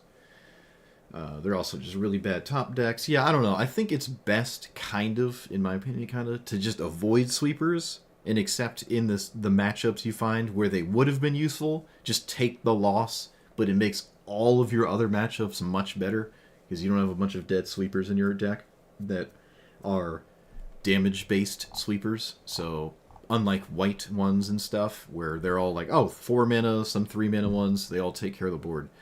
This one just doesn't take care of half of your opponent's board, and that is not really where you want your sweepers to be, ever. Like, ever. Unless maybe you want to avoid losing to Scute Swarm. If you see that every single game, then I guess run on the Pyroclasms you want. But I think I've said it before, spot removal is a little bit more appealing currently in Historic Brawl, at least in my opinion, from my perspective. I know there was a Gideon player that had like a bunch of sweepers, but it's a mono white deck trying to do that thing where the game lasts 10 years. So I guess it makes sense there, but you can genuinely one-for-one your opponent and just remove the issues that they're presenting, right? Now, sweepers can also one-for-one. That is perfectly reasonable as a counter-argument. Shove Aside kills Llanowar Elves when it matters. You know, Day of Judgment does not kill it when it matters, so there is a difference there. I do like a Braid and Suplex. I mean, this specifically for the One Ring is quite nice, but I don't know. I didn't have sweepers last time I played this over a year ago, and I don't think I'm playing them here either. Maybe for slightly different reasons, but still just something I'm not 100% on. But who knows? Someone swears by them out there, and others don't. But that's all I have for you. So let me know what you thought about it. Like, comment, subscribe, and I'll see you guys for, I think, Avatar tomorrow. I think Avatar, there's 2 sets. There's like the main one, and then like the Commander one with more cards in it. There is now apparently Sol Ring. If anyone in the comments knows, I guess we'll find out immediately tomorrow. But I don't know if this is legal tomorrow. I got jump scared by it today. I'm trying to edit this Herigast list from a year ago.